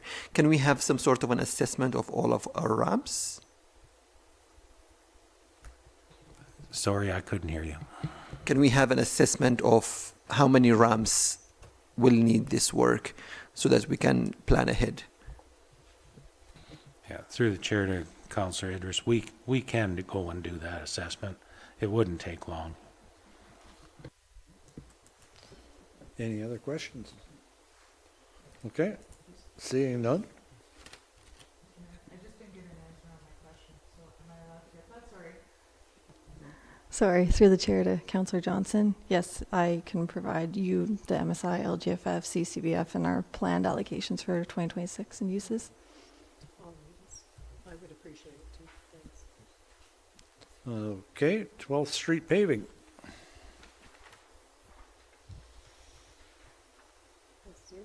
Oh, that's Through- in the other one. Okay, Through the chair to council, or through mayor and council. This 12th Street West paving would be a joint venture between the city of Brooks and the county of Newell. The county of Newell would like to see this paved. We would recommend that we push this off into our 10-year, when we do our 10-year capital plan next year, to make it fit, because it is such a large amount of money. And this cost was an estimated quick, rough cost. So there's still design and everything to know exactly what this would end up being. do we have any idea when the county plans on paving that road? Through Mr. Mayor, they will be paving it in 2026. in rebuilding and paving. Would there be any cost savings to doing it with them or not? Through you, Mr. Mayor, I look to Director Sari for that, but I'm sure there would be cost savings on the paving. I'll defer to the director. Thanks. Yeah, through the chair to council, if we were to do it with the county, there would be a cost savings strictly because of volume. Engineering, sharing engineering costs, supervision costs, there would most certainly be a savings. As far as if we were just go do it all on our own, then yeah, it would cost us probably a little more.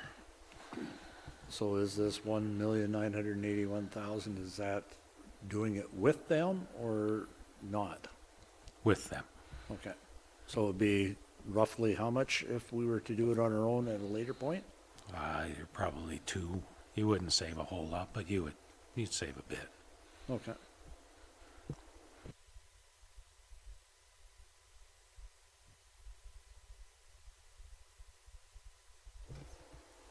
So knowing that information now, but the recommendation is to defer it? The reason, sorry, through the chair to Councilor Idris, the reason we would say to defer it is because of funding and priority. Myself personally, well, I shouldn't say personally, but for myself, I have projects that I feel are more important than this project. Okay. Thank you very much. Any other questions? Okay. Seeing none, the smart water meter replacement. Through the chair to mayor and council, the smart water meter replacement has been been a project that's been around since I think we started looking at this in 2012. It's been pushed off. I think it started out as about a $3.5 million project. What this project is to replace the software program for billing, all the water meters, the readers, and this smart water project would allow staff directly from inside City Hall to shut water off because each meter has its own shut off. The meter can be programmed to notice leaks in your house, so it could send you a text message on your own personal phone, or it can come through City Hall. If there's an extensive leak, the City Hall can turn the water off. So if you're gone on vacation and you got a leak, you can turn your water off. It works by the meter speaking directly to our tower right here. So there is no need for a meter reader. All the invoices are just, it creates its own invoice automatically. Right now, our water meters, they're probably around 40 years old or maybe older. A water meter normally lasts 15 to 20 years.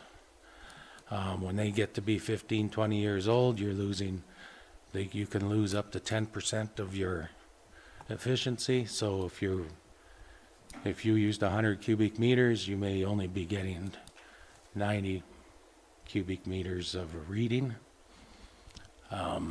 Or if you're a meter that's 40 years old, you could be upwards of 20% loss on your meter reading. If you're looking at like City of Brooks, and we're buying 2.5 million cubic meters of water a year, you could be looking at anywhere from $300,000 to $600,000 in water loss revenue per year. Along with customer complaints because their billing's not correct, and that happens a lot. We have meters right now that have 10-time multipliers on them. So if you have a 10,000 cubic meters per billing, that you're using, all of a sudden, somehow, our software program only recognizes 1,000 cubic meters. So right there, you're losing 9,000 cubic meters worth of revenue, and that happens a lot. So that's what this program is to replace all the meters in the city of Brooks. Thank you. Councillor Falkenberg. Through the chair to Director Sari, this is a huge chunk of money, right? Is there any way to do this piecemeal?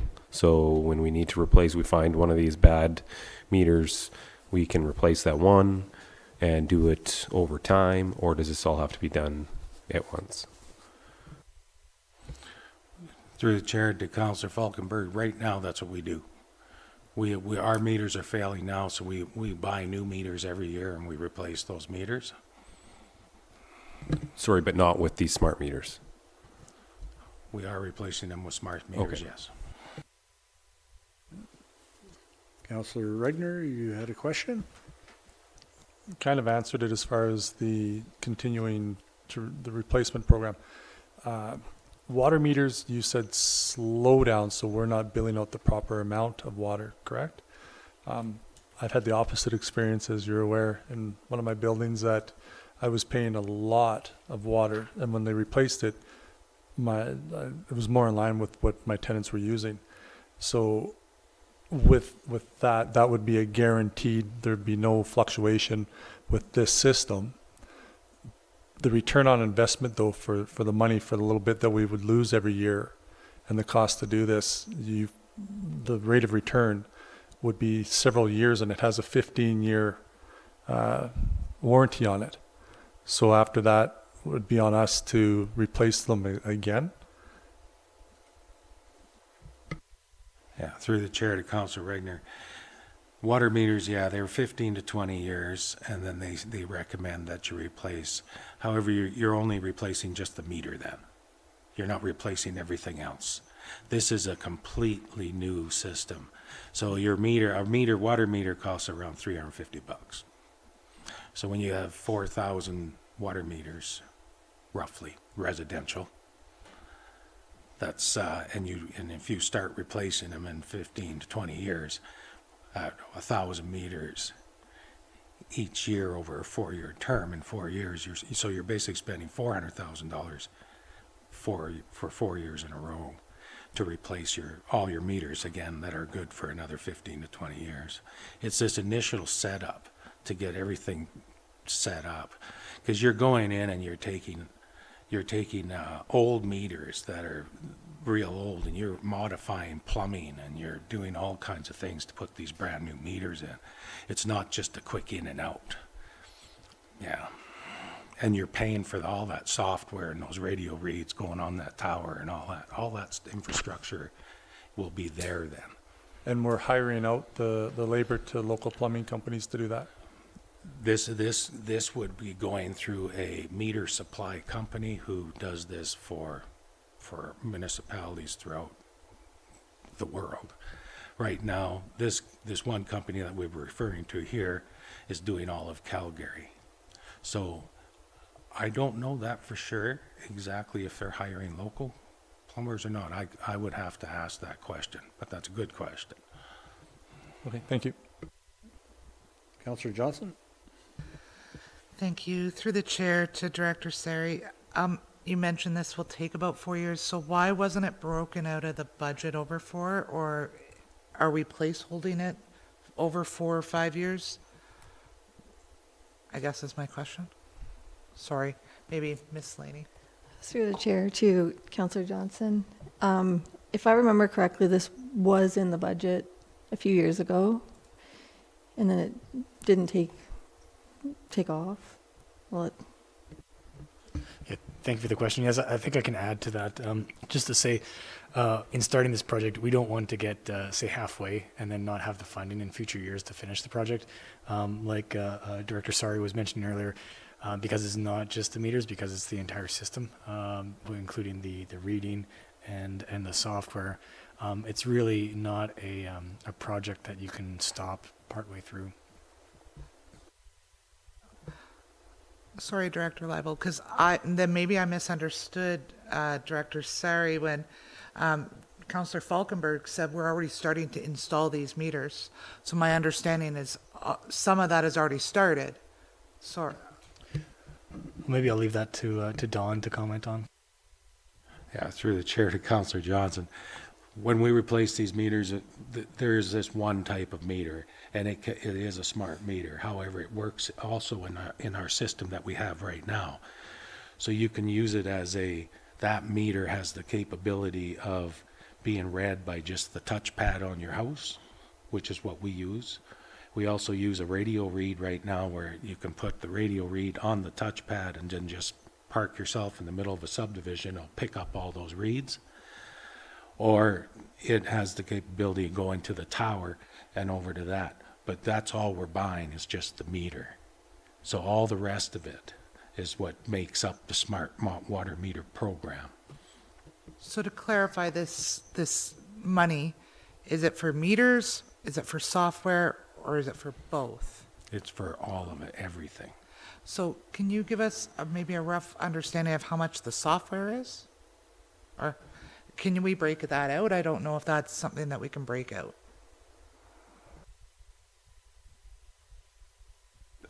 Through the chair to Councillor Johnson, yes, I can. However, it would give me, I just got the email last night that broke that out. So I don't have it printed out in front of me right now. Councillor Falkenberg? Through the chair to Director Sari. You're saying towers and wireless systems. To me, that means large annual costs as well to monitor these systems. Is that correct? Through the chair to Councillor Falkenberg, I know there is a I forget what they call it, but yes, there is a cost for an outside source to support a support cost, I guess you would call it, yearly. And I do have that cost as well.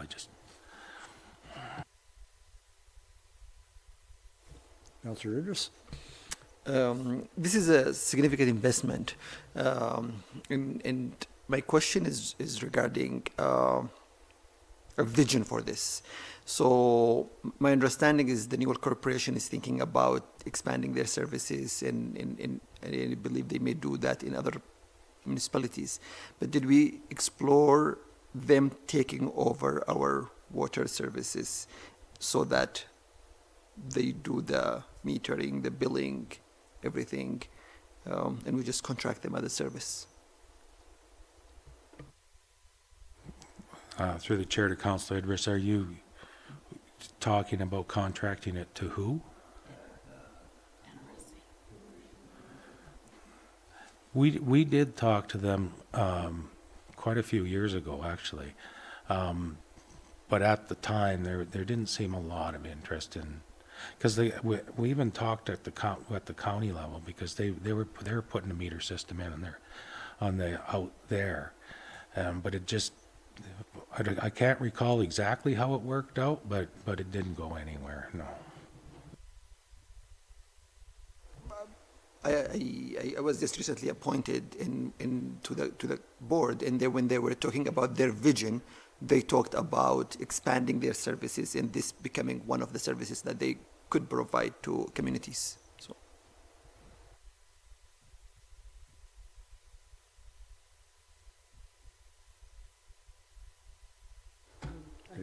Was that a question or?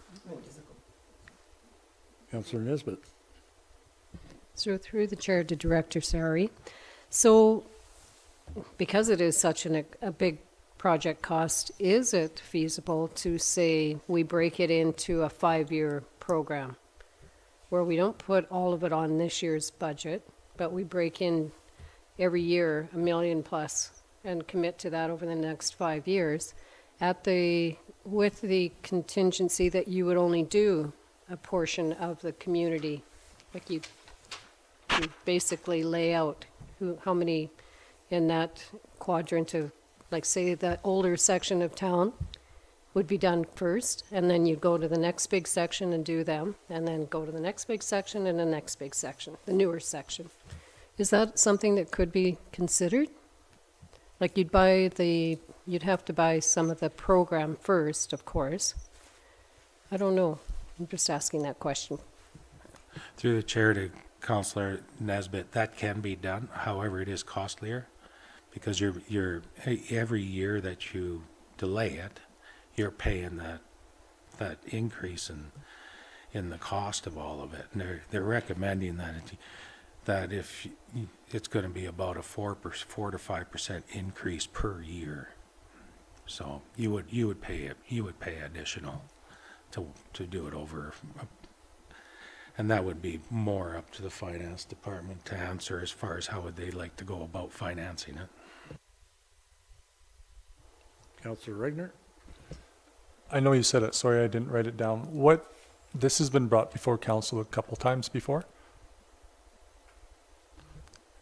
Through the chair to Councillor Regney, I believe it's been in, I don't know, last 8 years. So probably every new council gets to see this? Probably. Okay, that's my question. Thank you. Okay. Any other further questions? Now, yep, go right ahead. Through you, Mr. Mayor, this program, if you do not proceed, or you do proceed, it has no impact on the operational budget, mill rate, tax rate increase, just so we're aware of that. It's strictly a capital program. Thank you. Okay, now that we've gone through the ones that are, another question. Sorry, through the chair to CAO, but it does pull out of our reserves. That's where I think my issue is. That's correct. It does take money from reserve. Money which has been set aside for projects such as this. Okay, now that we've finished the sheets in the book, there were a few annual programs that were previously established, and there's no capital requests for them. So can you, whoever is responsible for the annual linear trails, speak to the annual linear trails, the 100,000 that's in there? Through the chair to council, our annual trail program is $100,000 per year. It used to be $150,000. We cut it back due to basically cutbacks.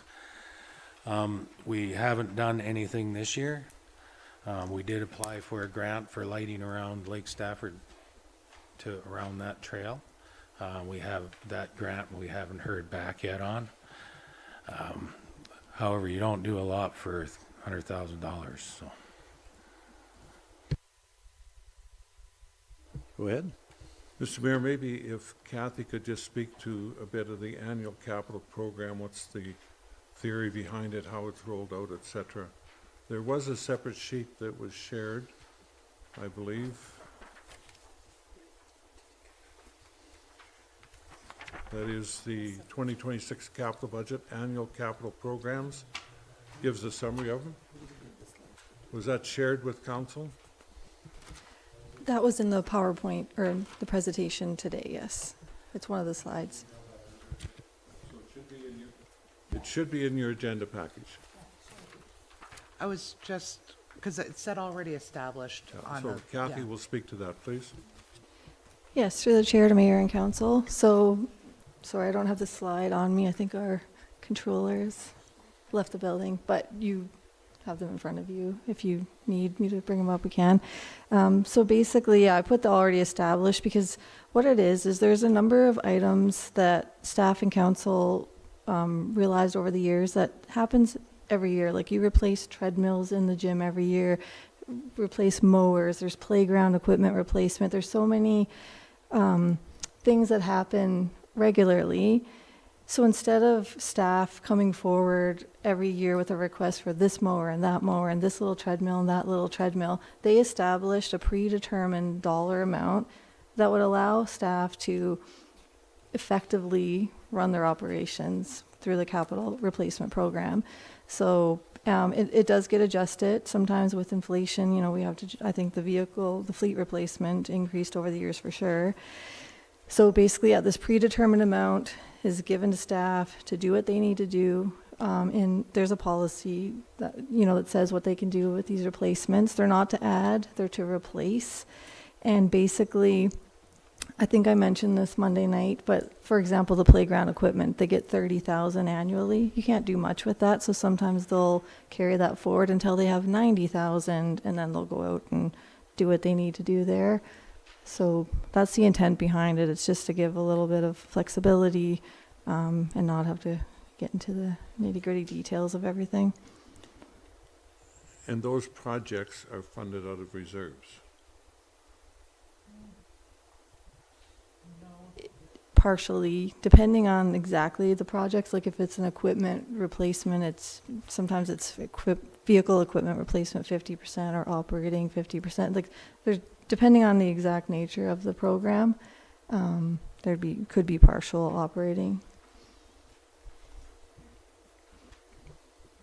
Sorry, CAO Lagore, just so you know that the annual linear program, we're showing that's coming out of grant money. Some of them are grants, some of them are reserves. I don't know if any are operating. Yes, some are operating too. Very small though, I believe. Very small. Like our vehicle equipment replacement reserve says that we can only fund 50%. So sometimes we'll fund the other 50 through operating. Sometimes it'll be through grants. Linear trails, we often lump with our street improvement program. So it'll often come from LGFF along with that program. The reason I wanted to bring this forward, because there's $2 million in there for the annual street improvement program.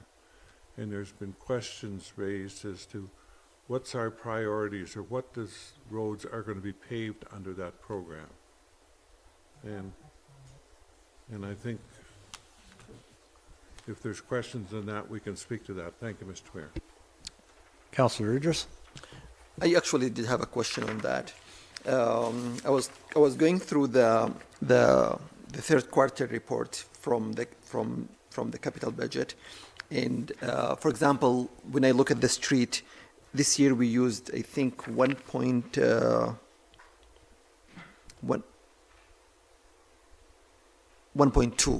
That is at the end of third quarter. So I don't know if there was more than, or that will be the budget for this year.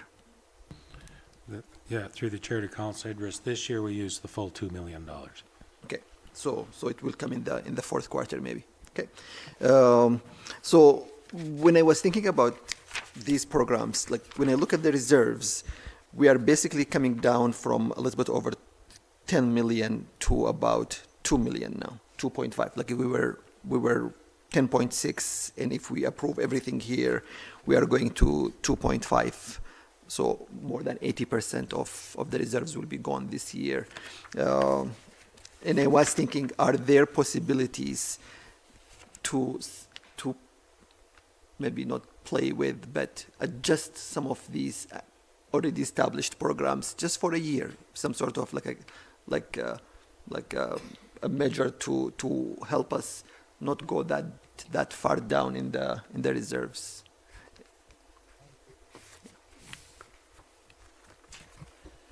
Through the chair to Councillor Idris, if you're speaking of the street improvement project specifically, just to note that that project is funded partially from a grant, and the reserve that's used is the repaving tax reserve, which is a very strict reserve that's only for paving. So that wouldn't be reallocated to any other projects. But it's not about reallocating it for me. It is if something happens, if something that is an emergency or something happens, we would be very low on our reserves going forward. And I know it could be only used for that, but in general, all of our accounts will be very low.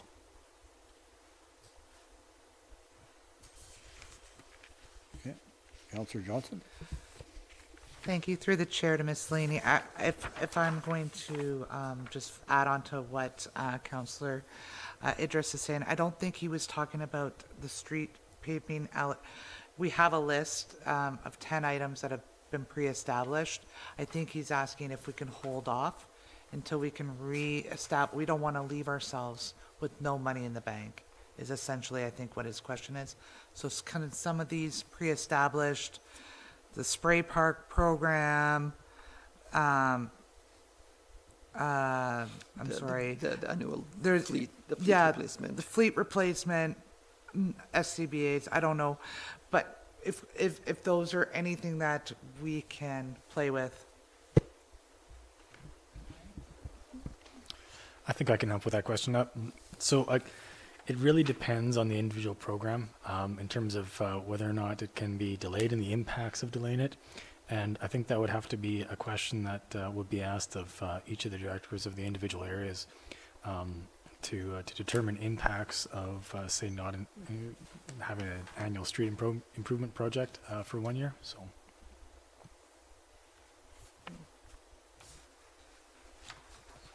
Councillor Regner? To continue on the reserve part of it and the expenses to cut down, we didn't have a lot of money left in our reserves when we took over here, so we're very aware of trying to save money and cut costs. That's what we all campaigned on. Paving was one that I looked at as far as the list of roads that were important, and I see the list now. My question, I guess, to Mr. Sowery is the $2 million, we get $800,000 worth of grants. I guess this would go to our accounting as well. Is that they match us dollar for dollar on projects? So if we only get the 800,000 if we spend 800,000, or we get 800,000 and we could say, okay, this year we're going to save 1.2 out of our reserves and we'll just do $800,000 worth of paving. Is that possible? Through the chair to Councillor Regner. So that's not a matching grant. It's just one of those provincial allocations again. So we just base it on the money that we're collecting in repaving tax, and then whatever we're not collecting in repaving tax, we put the balance towards using the grant for that amount. Does that make sense? Does 800,000 go very far for you for paving? Through the chair to Councilor Regner. When we put forward what projects we wanted to do this year, we cut out Young Road already because just those project 1 and 2 came in around 1.8 before contingency. So, and I would recommend not cutting these 2 projects because I think you're going to end up doing them whether you like it or not, because they're going to blow up on you. CAO Legore? Through you, Mr. Mayor, the 2 large items that really impact reserves that's in these annual capital programs is the road maintenance, street improvement. That is 1.2 million, and the wastewater treatment plant is 200,000. The others are minor in nature, like the breathing apparatus. You don't want to cut that because then it starts to impact future replacements as well. But that's an important one. That's $9,000 within the reserve. That's a project that's funded with the county as well, and we funded our share out of reserves and operating. Playground equipment. If you don't keep up with the annual maintenance on your playground equipment, you're going to pay on the other end because you're going to end up reconstructing it. The other one is the fitness equipment. Once again, that's shared with the county. They contribute $4,000 a year. We take $8,000 out of reserve, $8,000 out of operating to keep up with equipment at the JBS Center. So the 2 big items are really the street improvement program and the wastewater treatment plant. And there is money in there for the annual water main replacement program. Don can tell you for sure that we will spend at least $200,000 a year on water main replacements, repairs. So with that, I'll leave it to council. Thank you, Mr. Mayor. Councillor Johnson? Thank you very much. I'll direct this to CAO, Mr. Legore. So this is where I think I am going, and I don't know if anybody else kind of agrees with me. But we have $15.5 million worth of grants listed on our chart. Take out the water treatment, that's allocated, that's 8.5. We're sitting around 7.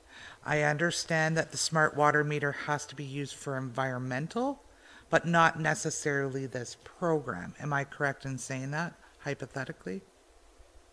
Through the chair to Councillor Johnson, you're referring to the reserve, the environmental reserve? The environmental reserve. Yeah, it should be It in doesn't nature. necessarily have to be for smart water meter. Correct.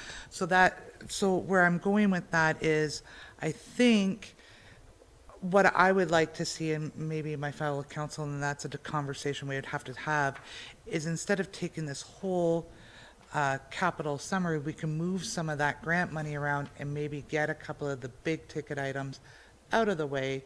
And then if it's low priority, save it for another day when we can build up our reserves. I am very wary of, and I'm very cognizant that we don't have a lot of reserves. There's nothing we can do about it today because, but I think that this council needs to start saving for a rainy day. Through you, Mr. Mayor, I think Kathy has comment, and I'll add to it. Go ahead, Kathy, please. Through the chair to mayor and council, I just wanted to clarify one thing, which I may have already spoken about and you probably already know, but just in case, the 1.2 million repaving tax, just so you know, on property tax bills is how we bill that out to our residents. So that's 1.2 million that we collect from property taxpayers, and that goes into the reserve, and that's what used for the paving program. I just want to clarify that. Sorry, I did know that. So I apologize. I didn't mean to lump it in. And the other thing I want to add, Mr. Mayor, is you cannot use grants to build up your reserves. They're for specific projects, and you must either do the projects or lose the grant money. And I understand that, but what I'm saying is hypothetically, there is some lower priority things on here that we've allocated some to grants, some to reserve. And then there's other projects down here where we've given it no grant money, all reserves. And I'm just saying maybe we have to prioritize as a council what we think is important while utilizing 100% of our grant allocations. Through you, Mr. Mayor, that's correct. And I think it was just a misuse of words when you said build up our reserves. You can't build them up with grants, but you can leave them static at their current balance without taking money out for some of these projects by reallocating. I apologize, and that's exactly what I meant. Councillor Regner. Acknowledging our CFO is relatively new to the city, working this backwards, how much money do we, as a municipality of our size, expected to keep in reserves? So if we work this backwards and said, if you said we should have $5 million at all times in reserves, that means we have to cut X dollars out of this budget, which means we have to pick the most important things on our list because we ran out of money. So that's kind of I'd like to know the number that you think we should keep in reserves at this time. Thank you, Councillor Regner. So based on past experience, I'd like to see at least 1 year's worth of property tax revenue in reserve, at least 15 million. I think a good comparative on this is, looking at our 2026 budget, we've got 60 million worth of capital, right? So an even better target might be to have at least 1 year's worth of capital sitting in reserve. So in terms of where we are and to get to that target, of course, we have to take reasonable measures, right? We can't get it all at once. I think it's something to work towards, and part of this budget does include some measures to work towards building those reserves. Not a lot, obviously, but yeah, we have at least a couple $100,000 meant to build reserves for the future. So short of raising taxes by 105%,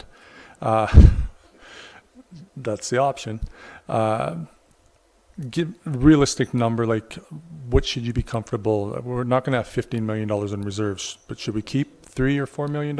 Like, help me do the math backwards.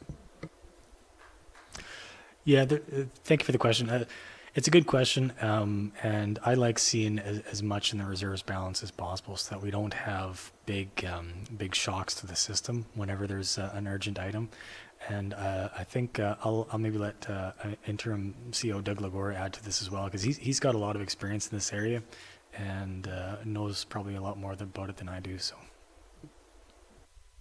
Through you, Mr. Mayor, what municipalities often do is you set your operating budget, and this is the tax increase you need to get the additional revenue to continue the next year. And then you make the decision, we're going to put a 1 mil or 1% tax increase for a road improvement reserve on an annual basis, or you do it for utilities or whatever. You can take that as high as 5%, and I've seen municipalities do that. And you do that by policy, and you commit to it, that you're putting that extra money aside, knowing that you're probably going to take pushback within the community because you're increasing taxes, but you're putting money aside to help you to leave the hard times. And I can tell you the rate the economy's going and everything, it's just going to get harder times in years ahead. It's not going to improve for some time, for at least the next 3 years, I don't think. Thank you, Mr. Mayor. Any other, is that a question now? Councillor Johnson. Thank you. I guess to Director Lible. Based on this capital project summary, not only are we going 7.5 million potentially into reserves, it's looking at 33.7 million into debt. 17 million of that, of course, we all agree is for the wastewater treatment facility. So what percentage, if we were to take this as it stood today without some severe cuts, what is our percentage of debt right now as it stands versus what it could potentially be? Like, what's our ceiling? Sorry. Thank you for the question. Yes, it's a good question. We have an overall debt limit of about 47 million. Sorry, 47? 47 million for the city. We're currently using about 3 million. And so there would be a remainder in terms of our debt limit if all this debt was taken tomorrow. Worth considering also is that every year we would be making payments on that debt as well.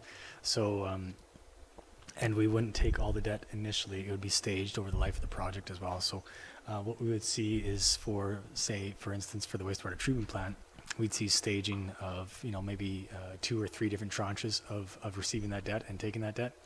I'm not a huge fan of debt, and I was quite happy to see in the financial statements for the City of Brooks how little debt the city does have.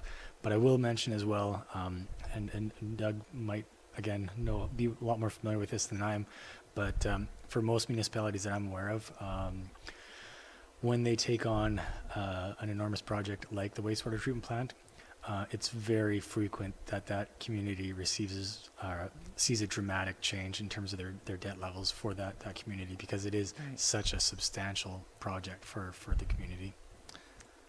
I just wanted to understand, like, where I come from, and this is more of a general comment, like, we're going to deplete reserves, higher our debt load. I don't know if that's really how I want to start out with council. Sorry. CEO Lagore. Through you, Mr. Mayor, this is why at the outset I said to council, your operating budget, what is presented to you, is really keeping the lights on. Yes, there's a tax increase, but that's what the tax increase is, to maintain the current service levels and keep the lights on. And you need to focus on the capital budget, because that's where the impact comes. Whether it be reserve transfer, what you're taking out of there for operating is minimal when you look at the big picture. So it's either reserve impact or long-term debt, debenture debt impact. And that's where you need to concentrate your view on it. And yes, there is an impact on future operating costs there, and you need to look at that as well. And I know, Mr. Mayor, council's been in here for over 3 hours. Maybe you want to take a short break and then we come back at it again. Thank you.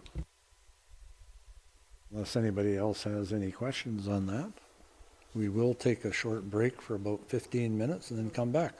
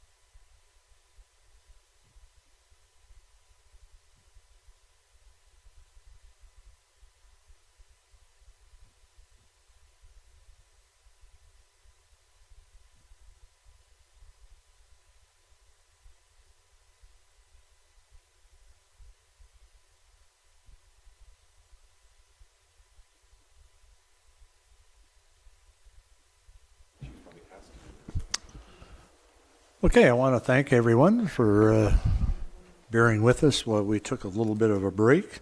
And I want to thank all the staff for being here for the budget discussion because it was very fruitful. I think we learned a lot during that. And right now, what I want to do is I want to move on to bylaw 2529. So bylaw 2529, amendment to the utility rates bylaw.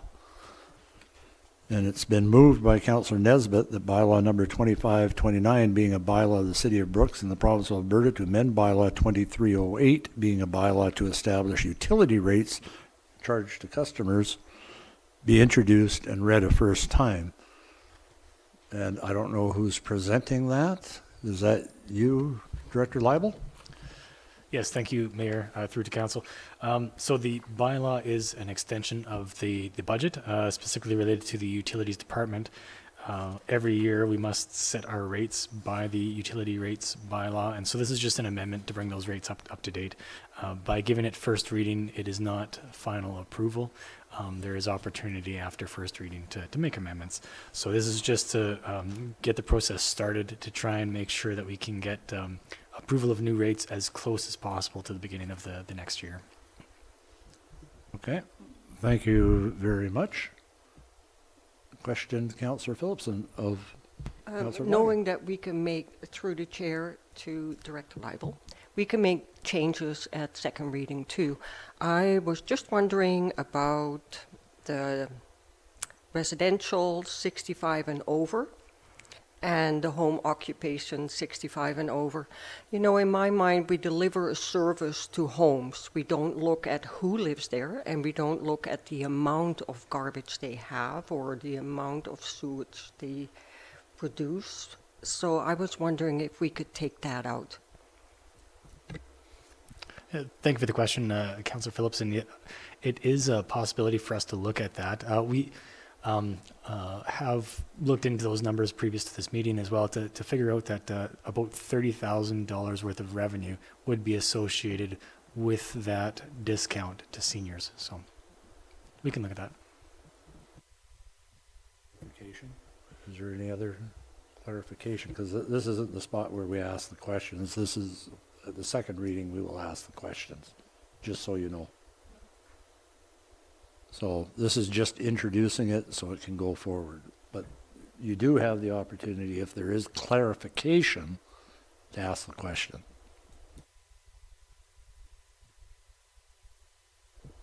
Okay?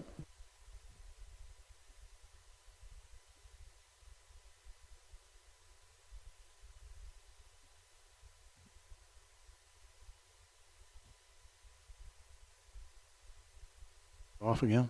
Okay. Moved by Councillor Nesbitt that bylaw number 2529 being a bylaw of the City of Brooks in the province of Alberta to amend bylaw number 2308 being a bylaw to establish utility rates charged to customers be introduced and read a first time. All those in favor? Okay, carried unanimously. We'll move on to bylaw 2530, amendment to surface irrigation rates bylaw, and it's been moved by Councillor Falkenberg that bylaw number 2530 being a bylaw of the City of Brooks in the province of Alberta to amend bylaw 2513 being a bylaw to provide for surface irrigation service rates be introduced and read a first time. Go ahead, Director Leibel. Thank you, Mayor. Mayor, through to Council. So similarly to the utility rates bylaw, the surface irrigation rates bylaw would require update as an extension of the budget. And this is just, again, first reading. So it doesn't necessarily mean approval. It can be amended. Okay, again, you can ask a question of clarification, but further questions will be on the second reading.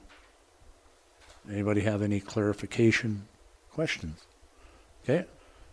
Seeing none, it has been moved by Councillor Falkenberg that bylaw number 2530 being a bylaw of the City of Brooks in the province of Alberta to amend bylaw number 2513 being a bylaw to provide for surface irrigation service rates be introduced and read a first time. All those in favor? Carried unanimously. Thank you very much. Now we will move on to number 7, 2026 operating budget. Go ahead, CEO Legore. Through you, Mr. Mayor, to yourself and council. My recommendation to council now is that you approve the operating budget as we present it to council. There is funds within that budget for grants if you want to provide grant funding to EcoBrooks. We will deal with that separate. You would just approve the budget now. Then we would go into the capital budget, and I'll be prepared to speak to capital items that can be deferred or put over years, an expansion program for council. And then we can reallocate grant funding, et cetera, within that capital budget when we deal with that. Any questions I'm prepared to answer, Mr. Mayor. Okay. Councillor Johnson. Can I make a motion regarding that? Can we, similar to what CAO Legore said, I just want to clarify, can we make a motion on the budget with the exception of specifically transfers to local boards and agencies and transfers to individuals and organizations until we have a better conversation about those two specific pullouts? Are we allowed to do that? Through you, Mr. Mayor, now is the time to have that discussion on those. You need to make the decision now on them so we can go ahead with the operating budget and then deal with capital. Thank you, Mr. Mayor. So are you asking for an amendment right now? I guess I'll just speak to, I'm looking at the transfers to individuals and organizations. The total is $381,000. And then there's $1.2 million that is transferred to agencies as well. I guess my question more to that point is some of that is going to FCSS, but their grant money's flowing through our accounting, is that correct? So realistically, the city of Brooks is only funding $115,000 of that money. And then there's the Brooks Library, which is $326,000, but then they get Shortgrass Library funding that also flows through us at $77,000. Through the chair to Councillor Johnson, that doesn't flow through. That's actually our allocation that we pay out to those two entities. There's Okay, no so- flow It's through. basically a requisition. Yep.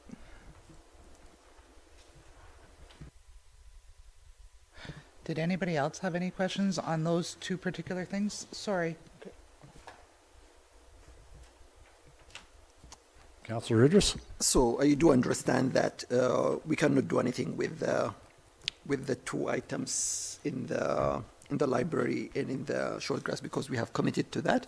But my question is, it's very minor, but how much more than the 20% we pay to FCSS?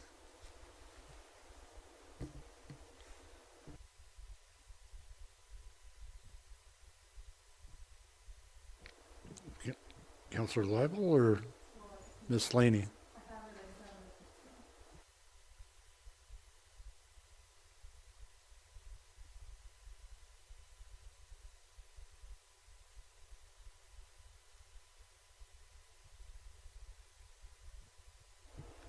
Through the chair to Councillor Johnson, I think. So the 20% for Brooks would be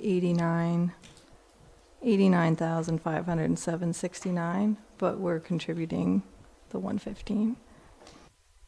And through you, Mr. Mayor, to add to that, we're not paying anything beyond the 20%. No, we are. Other than what Kathy has told you there. But to be clear, like that's an extra, so 89,000, but we're actually paying 115. So that's an extra $25,000. Can you explain where that comes from? Through the chair to Councillor Johnson, I don't actually know the history of that. That kind of is something that our prior leadership did, and we weren't willing to stop it, I guess, but Councillor Idris? So my understanding is that within the FCSS regulations, there are very clear what that money can be spent on. So FCSS does things beyond what that regulation says, like things that we cannot use that specific money to use. So we give them this money to be able to do these things that the FCSS grant does not cover. I don't want to give Through you, Mr. Mayor, we will provide that information. We'll research it and advise council what that $25,000 is used for. And then just further, sorry, I understand. The new proposed item for 2026, the Grassland Soccer Association for $150,000. That's another big ticket item. I guess this would go to Director Tiffin, maybe? Have we already promised that? Was that promised in a last budget? Is this what they're asking for? I understand this is probably the soccer fields just south of the Ball Diamonds. Is this to complete those soccer fields, or how does that work? Through the chair to Councillor Johnson, you're right. It's for the soccer fields that are being built just south of the regional Ball Diamonds in the southeast sector. The land has been provided to Grassland Soccer for them to do all of the construction, all the operations, and all of the maintenance on these fields, so the city of Brooks would have no ongoing costs associated in any of it, which is a pretty good deal for us. They have respectfully asked for a contribution towards their construction costs in the amount of $150,000. They had a delegation come forward to council, to previous council, hopefully to get it for the 2025 budget year. We did not have space in our budget for it in 2025, so we told Grassland Soccer Association that it would be brought forward as a consideration for 2026 budget year. So they are hoping to break ground in the spring of 2026 and ideally be using those fields as soon as possible. Councillor Johnson? Do we have an estimated, through the chair, sorry, to Director Tiffin, are we anticipating that those fields would be fully finished in 2026? Is this something that we can split over 2 or 3 years? I'm just... And through the chair to Councillor Johnson, the construction project is completely out of our hands, much like the sports field at the junior high. This would just be a contribution towards the overall costs. I know that they did try to start moving some dirt in the fall of 2025. I'm not 100% sure if they got it done or not. They do have an active development permit for it, but their hope is, because they have lost the soccer field space at Eastbrook School, their hope is that they would use it in 2026, but they are being conservative and they have requested to use city lands again for the 2026 season as a just in case. So they would love to be done and ready to use those fields in 2026, but that will require the weather to cooperate. Councillor Nesbitt? Can I also, through the chair to Director Tiffin? So, Lisa, I know at one point they were looking for grants, and that this component of $150,000 could be a wonderful matching grant for them to use against, say, the community facility granting area. And I think that would be something that would really be beneficial to them. So I'd hesitate to remove that one, personally. But can you confirm if you've been hearing them talk that way?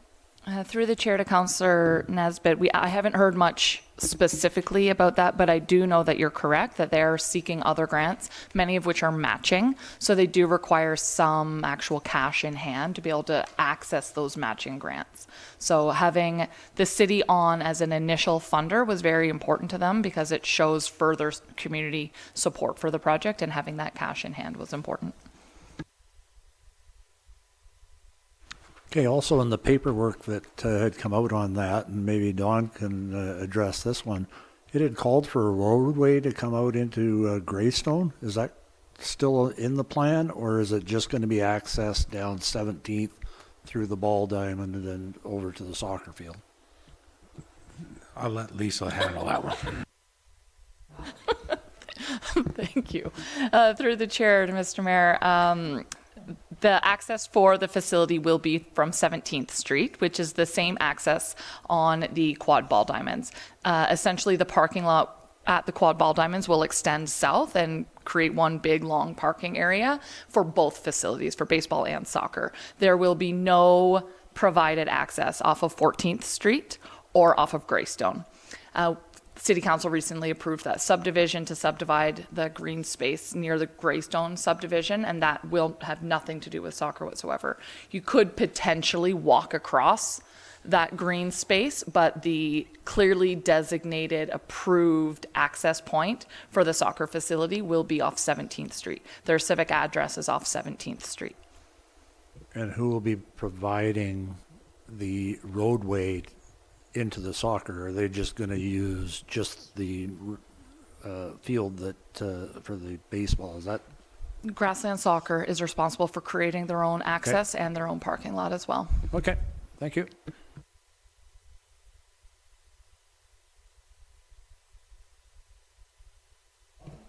I want to clarify the 150,000 to my other counselor, Ms. Nesbitt.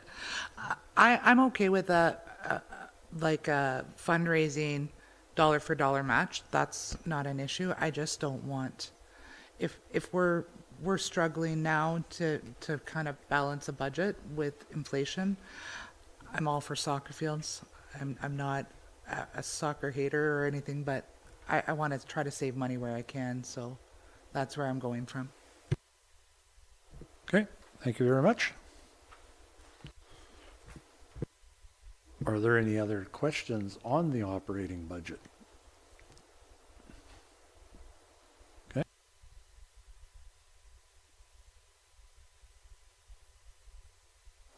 Seeing none, it has been moved by Councillor Johnson that council approve the 2026 operating budget in the amount of $41,100,680. All in favor? Okay. I think that was unanimous. Hands were coming up slowly, but I think that was unanimous. They all came up. Thank you very much. Now we'll move on to number 8, the 2026 capital budget. And it's been moved by Councillor Phillipson that council approve the 2026 capital budget and funding sources in the amount of $60,288,886. CEO Legore. Through you, Mr. Mayor, my recommendations to council is cemetery expansion of $774,157 be deferred to 2027. And that's the latest you can defer it. So we need to recognize that going into it. I would recommend the annual linear trail and beautification program of $100,000 be removed. Annual linear trails and beautification program. I would recommend that you remove the annual community spray parks program, $100,000, remove it. I would recommend that you remove the CRA parking lot of $50,000.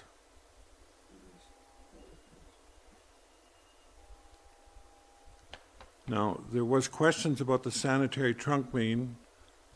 I would recommend that we leave that in. If we don't get the grant, it doesn't go ahead. Then going all the way down to the smart water meter replacement program, I recommend that we put that over a 4-year program, starting off in 2026 of $1,444,000. And we do it over 4 years. And with that, Mr. Mayor, we're prepared to answer any questions. And staff will shortly be able to tell you the impact of those recommended changes. I'm sorry I'm catching them off guard here. Thank you, Mr. Mayor. Thank you very much. Councillor Idris? So quickly.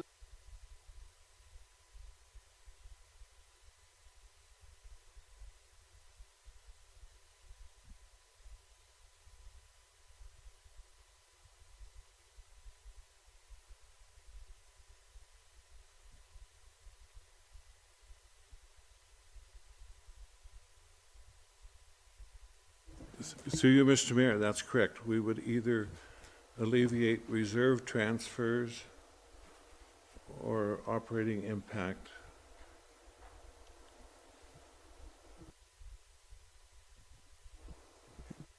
Okay, Councillor Johnson, you had a question? Yeah, I think my question was the same as Councillor Idris. I also would like to see if we're moving that around before we vote on this. I don't know if I need to make a motion of how it's going to look with grants versus reserve money being used. I know that there's some things that I personally think that we need to have in there. But at the same time, I want to make sure that we're not depleting our reserves, and I can't tell, because it's 1 million worth of grant, how that's going to change everything. CEO Legore? Through you, Mr. Mayor, staff is working on that right now, and they will be prepared to answer before we call the question. Thank you. Councillor Nesbitt? Through the chair to Director Sari. The question I would have about if we remove the cemetery component of our capital budget, you had commented one time that we were limited space. Are we going to have an issue with that going forward in this year, next year? Through the chair to Councillor Nesbitt, we have space for 1 more year. Oh my gosh, it's going to be in your backyard. Councillor Regner? A few line items to talk about deleting or modifying. Thank you, Mr. Swanson, for coming back. The $390,000 Ford Rapid Response Vehicle replacement. From my notes, the truck itself at 25,000 kilometers wasn't really an issue so much as the pump, the $60,000 pump that is not reliable, correct? So instead of replacing the entire unit, is it feasible that we could replace just the $60,000 pump? It's an important thing to have, I understand that. But that saves a lot of money to just replace that pump.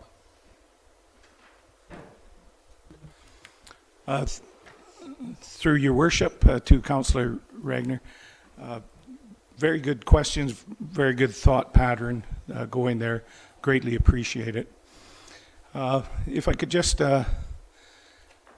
say this, I guess, right? So public perception is that when an emergency is required, fire department to respond, they're to respond efficiently and flawlessly. Likewise, our volunteer firefighters that get pulled out of their place of employment during the day or 3 o'clock in the night, they have an expectation that the fire truck is going to operate flawlessly. So that's where it comes into effect. The National Fire Protection Association, the standard to which we abide by or try to live by to the best of our abilities, tries to mirror or match that expectation. Rightfully or wrongfully, they're always changing it, what they feel is making it better. And because of that, that's why the costs are higher than normal, right? We've all experienced failures with our personal vehicles or company vehicles, and when that happens, it's an inconvenience. When an emergency vehicle fails, it could be tragic, could result in increased property damage or loss of life. And so that's why the high standards are set for safety, design, manufacturer, maintenance, and replacement costs. So if we were to take a fire truck and put a new chassis underneath it and put this over top, we're still held by those standards to have that work done at a certified fire truck manufacturer. So that work would still have to be done there, irregardless. So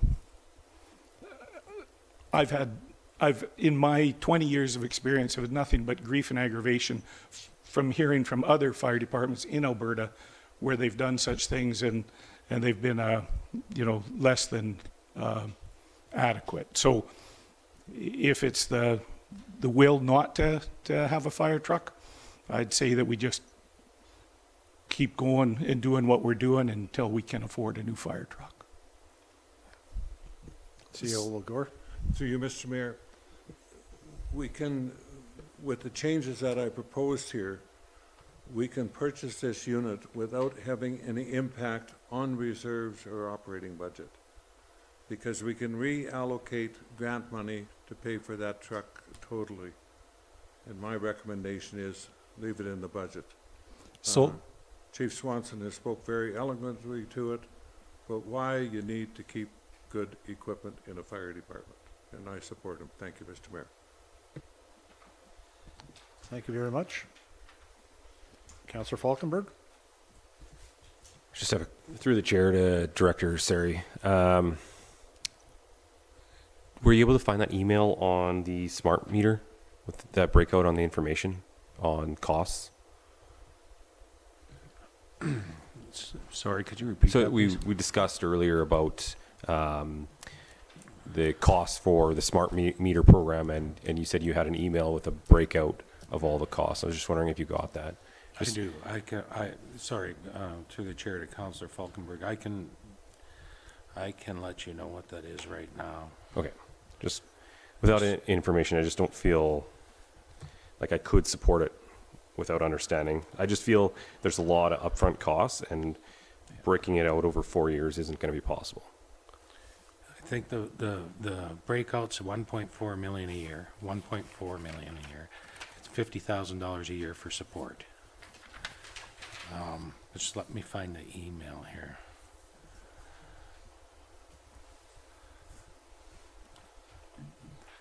I get a lot of emails.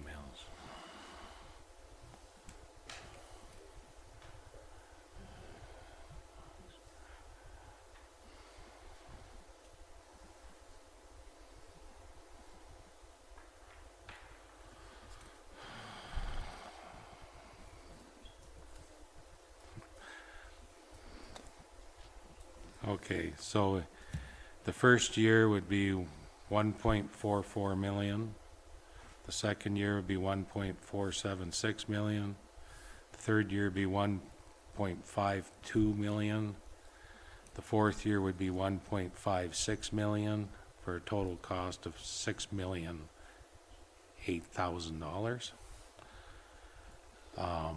The annual AMI fees, which includes software as a service annual fees, ISED Spectrum license networking maintenance program, would be $48,500 first year, $50,000 the second year, $51,000 the third year, fourth year $53,000.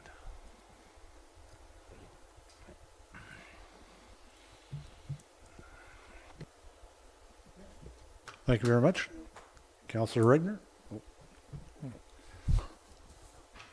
so the CAO Legore, just looking at the ones we've knocked off the list here, the water's $2 million roughly, and we're going to take that over. The suggestion is to take it over years. So that's a grant. So that's going to cost the city nothing being a grant, but it's going to keep, from doing it at once, $2.5 million in the reserve. The other one at the CRA parking lot is going to be about $1,500.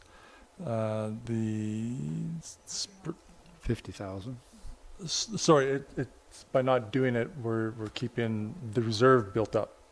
So the reserve column. So I guess my question is, based on all of your deletions, how much is that going to keep total in reserves? I'd like to see this redone before we voted on anything. I'd like to see the allocations, how that would be going forward, rather than second guessing what all the numbers are going to be now. Through you, Mr. Mayor, we'll have that before we're done here. If we can go through the questions, and then we'll share it with you. Thank you. Councillor Idris? So, with the suggestion, the 1.44 for this year for the smart water meters, we are technically committing to this program. We cannot come next year and say we don't want to do it, right? So based on, if that's the case, my suggestion would be, can we defer the whole program 1 year and think about it a little bit more? Talk to the Newell Corporation to see if it is something that we can think about and come back next year with that. Through you, Mr. Mayor, council has the right to defer if they wish. We have the job to make it work for the next year. So, yes, we can do that. Don, do you want to add anything? Sorry, I didn't catch the question. Defer the whole program by 1 year, the smart water replacement program. If we deferred it totally for 1 year, can you manage that? Yes, we can defer it for 1 year, but keep in mind that rate, that cost is only going to go up. So whether you're saving, I don't know that you're going to be saving any money, especially with the lost revenue as well. I heard it's going to be like what, 3-4%, I believe. Yeah, 4 to 5%. Councillor Johnson?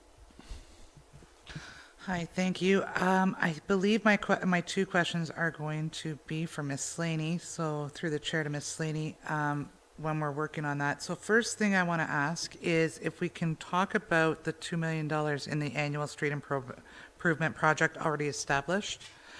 I am showing on my spreadsheet that 800,000 of that is through grant and the other is through $1.2 million in reserve. My question is that 1.2 million in reserve specifically from the paving tax? Or is that something like, I just, when I see reserve, Through the chair to Councillor Johnson, absolutely, that is a repaving tax specifically for that reserve, specifically for that project in the policy. So second question I have, if that's okay. Similar to Councillor Idris's question, I know that the 2.5 in reserve is operating reserve under the environmental. There's an environmental or reserve for that specifically. The 1.981 that's under the grant, is that under the LGFF grant? Through the chair to Councillor Johnson. So the first question about the environmental surplus, it is an operating and capital reserve, just so you're aware. And the, which actually would be removed as per Doug's suggestions. And yes, the 1.9 would be from the LGFF. So if we were to change that program to the 1,444,000, we could put that all through only LGFF in 2026, if you should choose. So I think that that's really where we have to go. I think that frees up a lot of money for this year. Councillor Nesbitt? Through the chair to interim CAO. Sir, okay, I have a bit of a concern leaving the cemetery part and wondering if there's a possibility, can we do half the project this year? Like, we need that road to get to the point where you can develop the new additional plots. Is that my understanding? And I just feel that the costs are going to go up. Like, that would be one area in particular that I think our costs would definitely go up if we held it off another year. Through you, Mr. Mayor, I'll defer to Director Sauer for that, please. Through the chair to Councillor Nesbitt, the biggest cost is the road. And every year that you defer any project, the costs are going to go up. It's inevitable. But they could go down too, depending on the cost of oil. So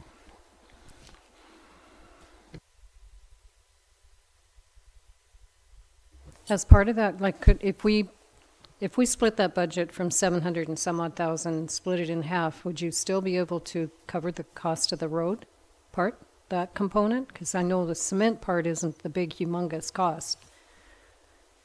Would that be feasible? I believe the road was close to 600,000. Okay.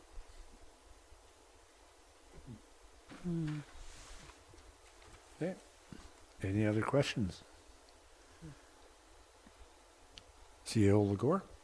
So, through you, Mr. Mayor, question to our finance staff there, we're ready to show the impact of, Could we have it printed? Through the chair, yep. So we're working on putting it into the actual spreadsheet that you guys see in front of you, but I can give you a quick.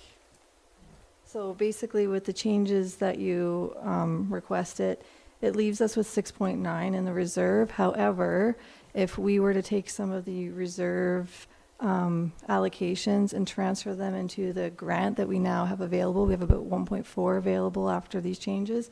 It would leave us with about 8.5 in our reserves. Again, we can try to work at updating your spreadsheet. We would be quickly allocating random reserves to grants, so we'd need a bit of flexibility on that. But for visual purposes, we could try to get you that. Councillor Phillipson? through you, Mr. Mayor, if we could get kind of council's opinion on the smart water meter replacement. Do you want to look at a 4-year program, or do you want to look at a total deferral for 1 year? And the reason I'm saying, if you give us that information, it would help staff in redoing the spreadsheet, which we will be able to print off for you if you give us a few minutes. But if we could just get kind of council's view on that, please. Thank you. Okay. So, Councillor Phillipson? And to the chair, to the CAO, that was going to be my point, because I think I agree with Councillor Idris that we can put it off a year. Cost might go up, but if there's an angle with the Newell Regional Water, then we should look at that. So I'm okay with putting it in 2027. Okay, so first thing I'll do is I'll just ask the question. Do you want to defer the smart water meter replacement for 1 year? All those in favor? Well, I guess that's unanimous. So that answers that question, doesn't it? Okay, well, so that has been totally deferred for 1 year. Can I make a motion to call a break until they get the budget? Through you, Mr. Mayor, if you can just give us a few minutes, you could take a quick break if you want, and staff will get that adjusted, and we can print off a large size for everybody, please. How long are you thinking? Well, maybe by next year we can have a better idea. 10 minutes. 10 minutes will give you enough time, Kathy? Okay. So let's give them some. Okay, we'll take a 10-minute break. And then part of that cost will be borne by the other communities as well as the county of Newell, right? So that would be.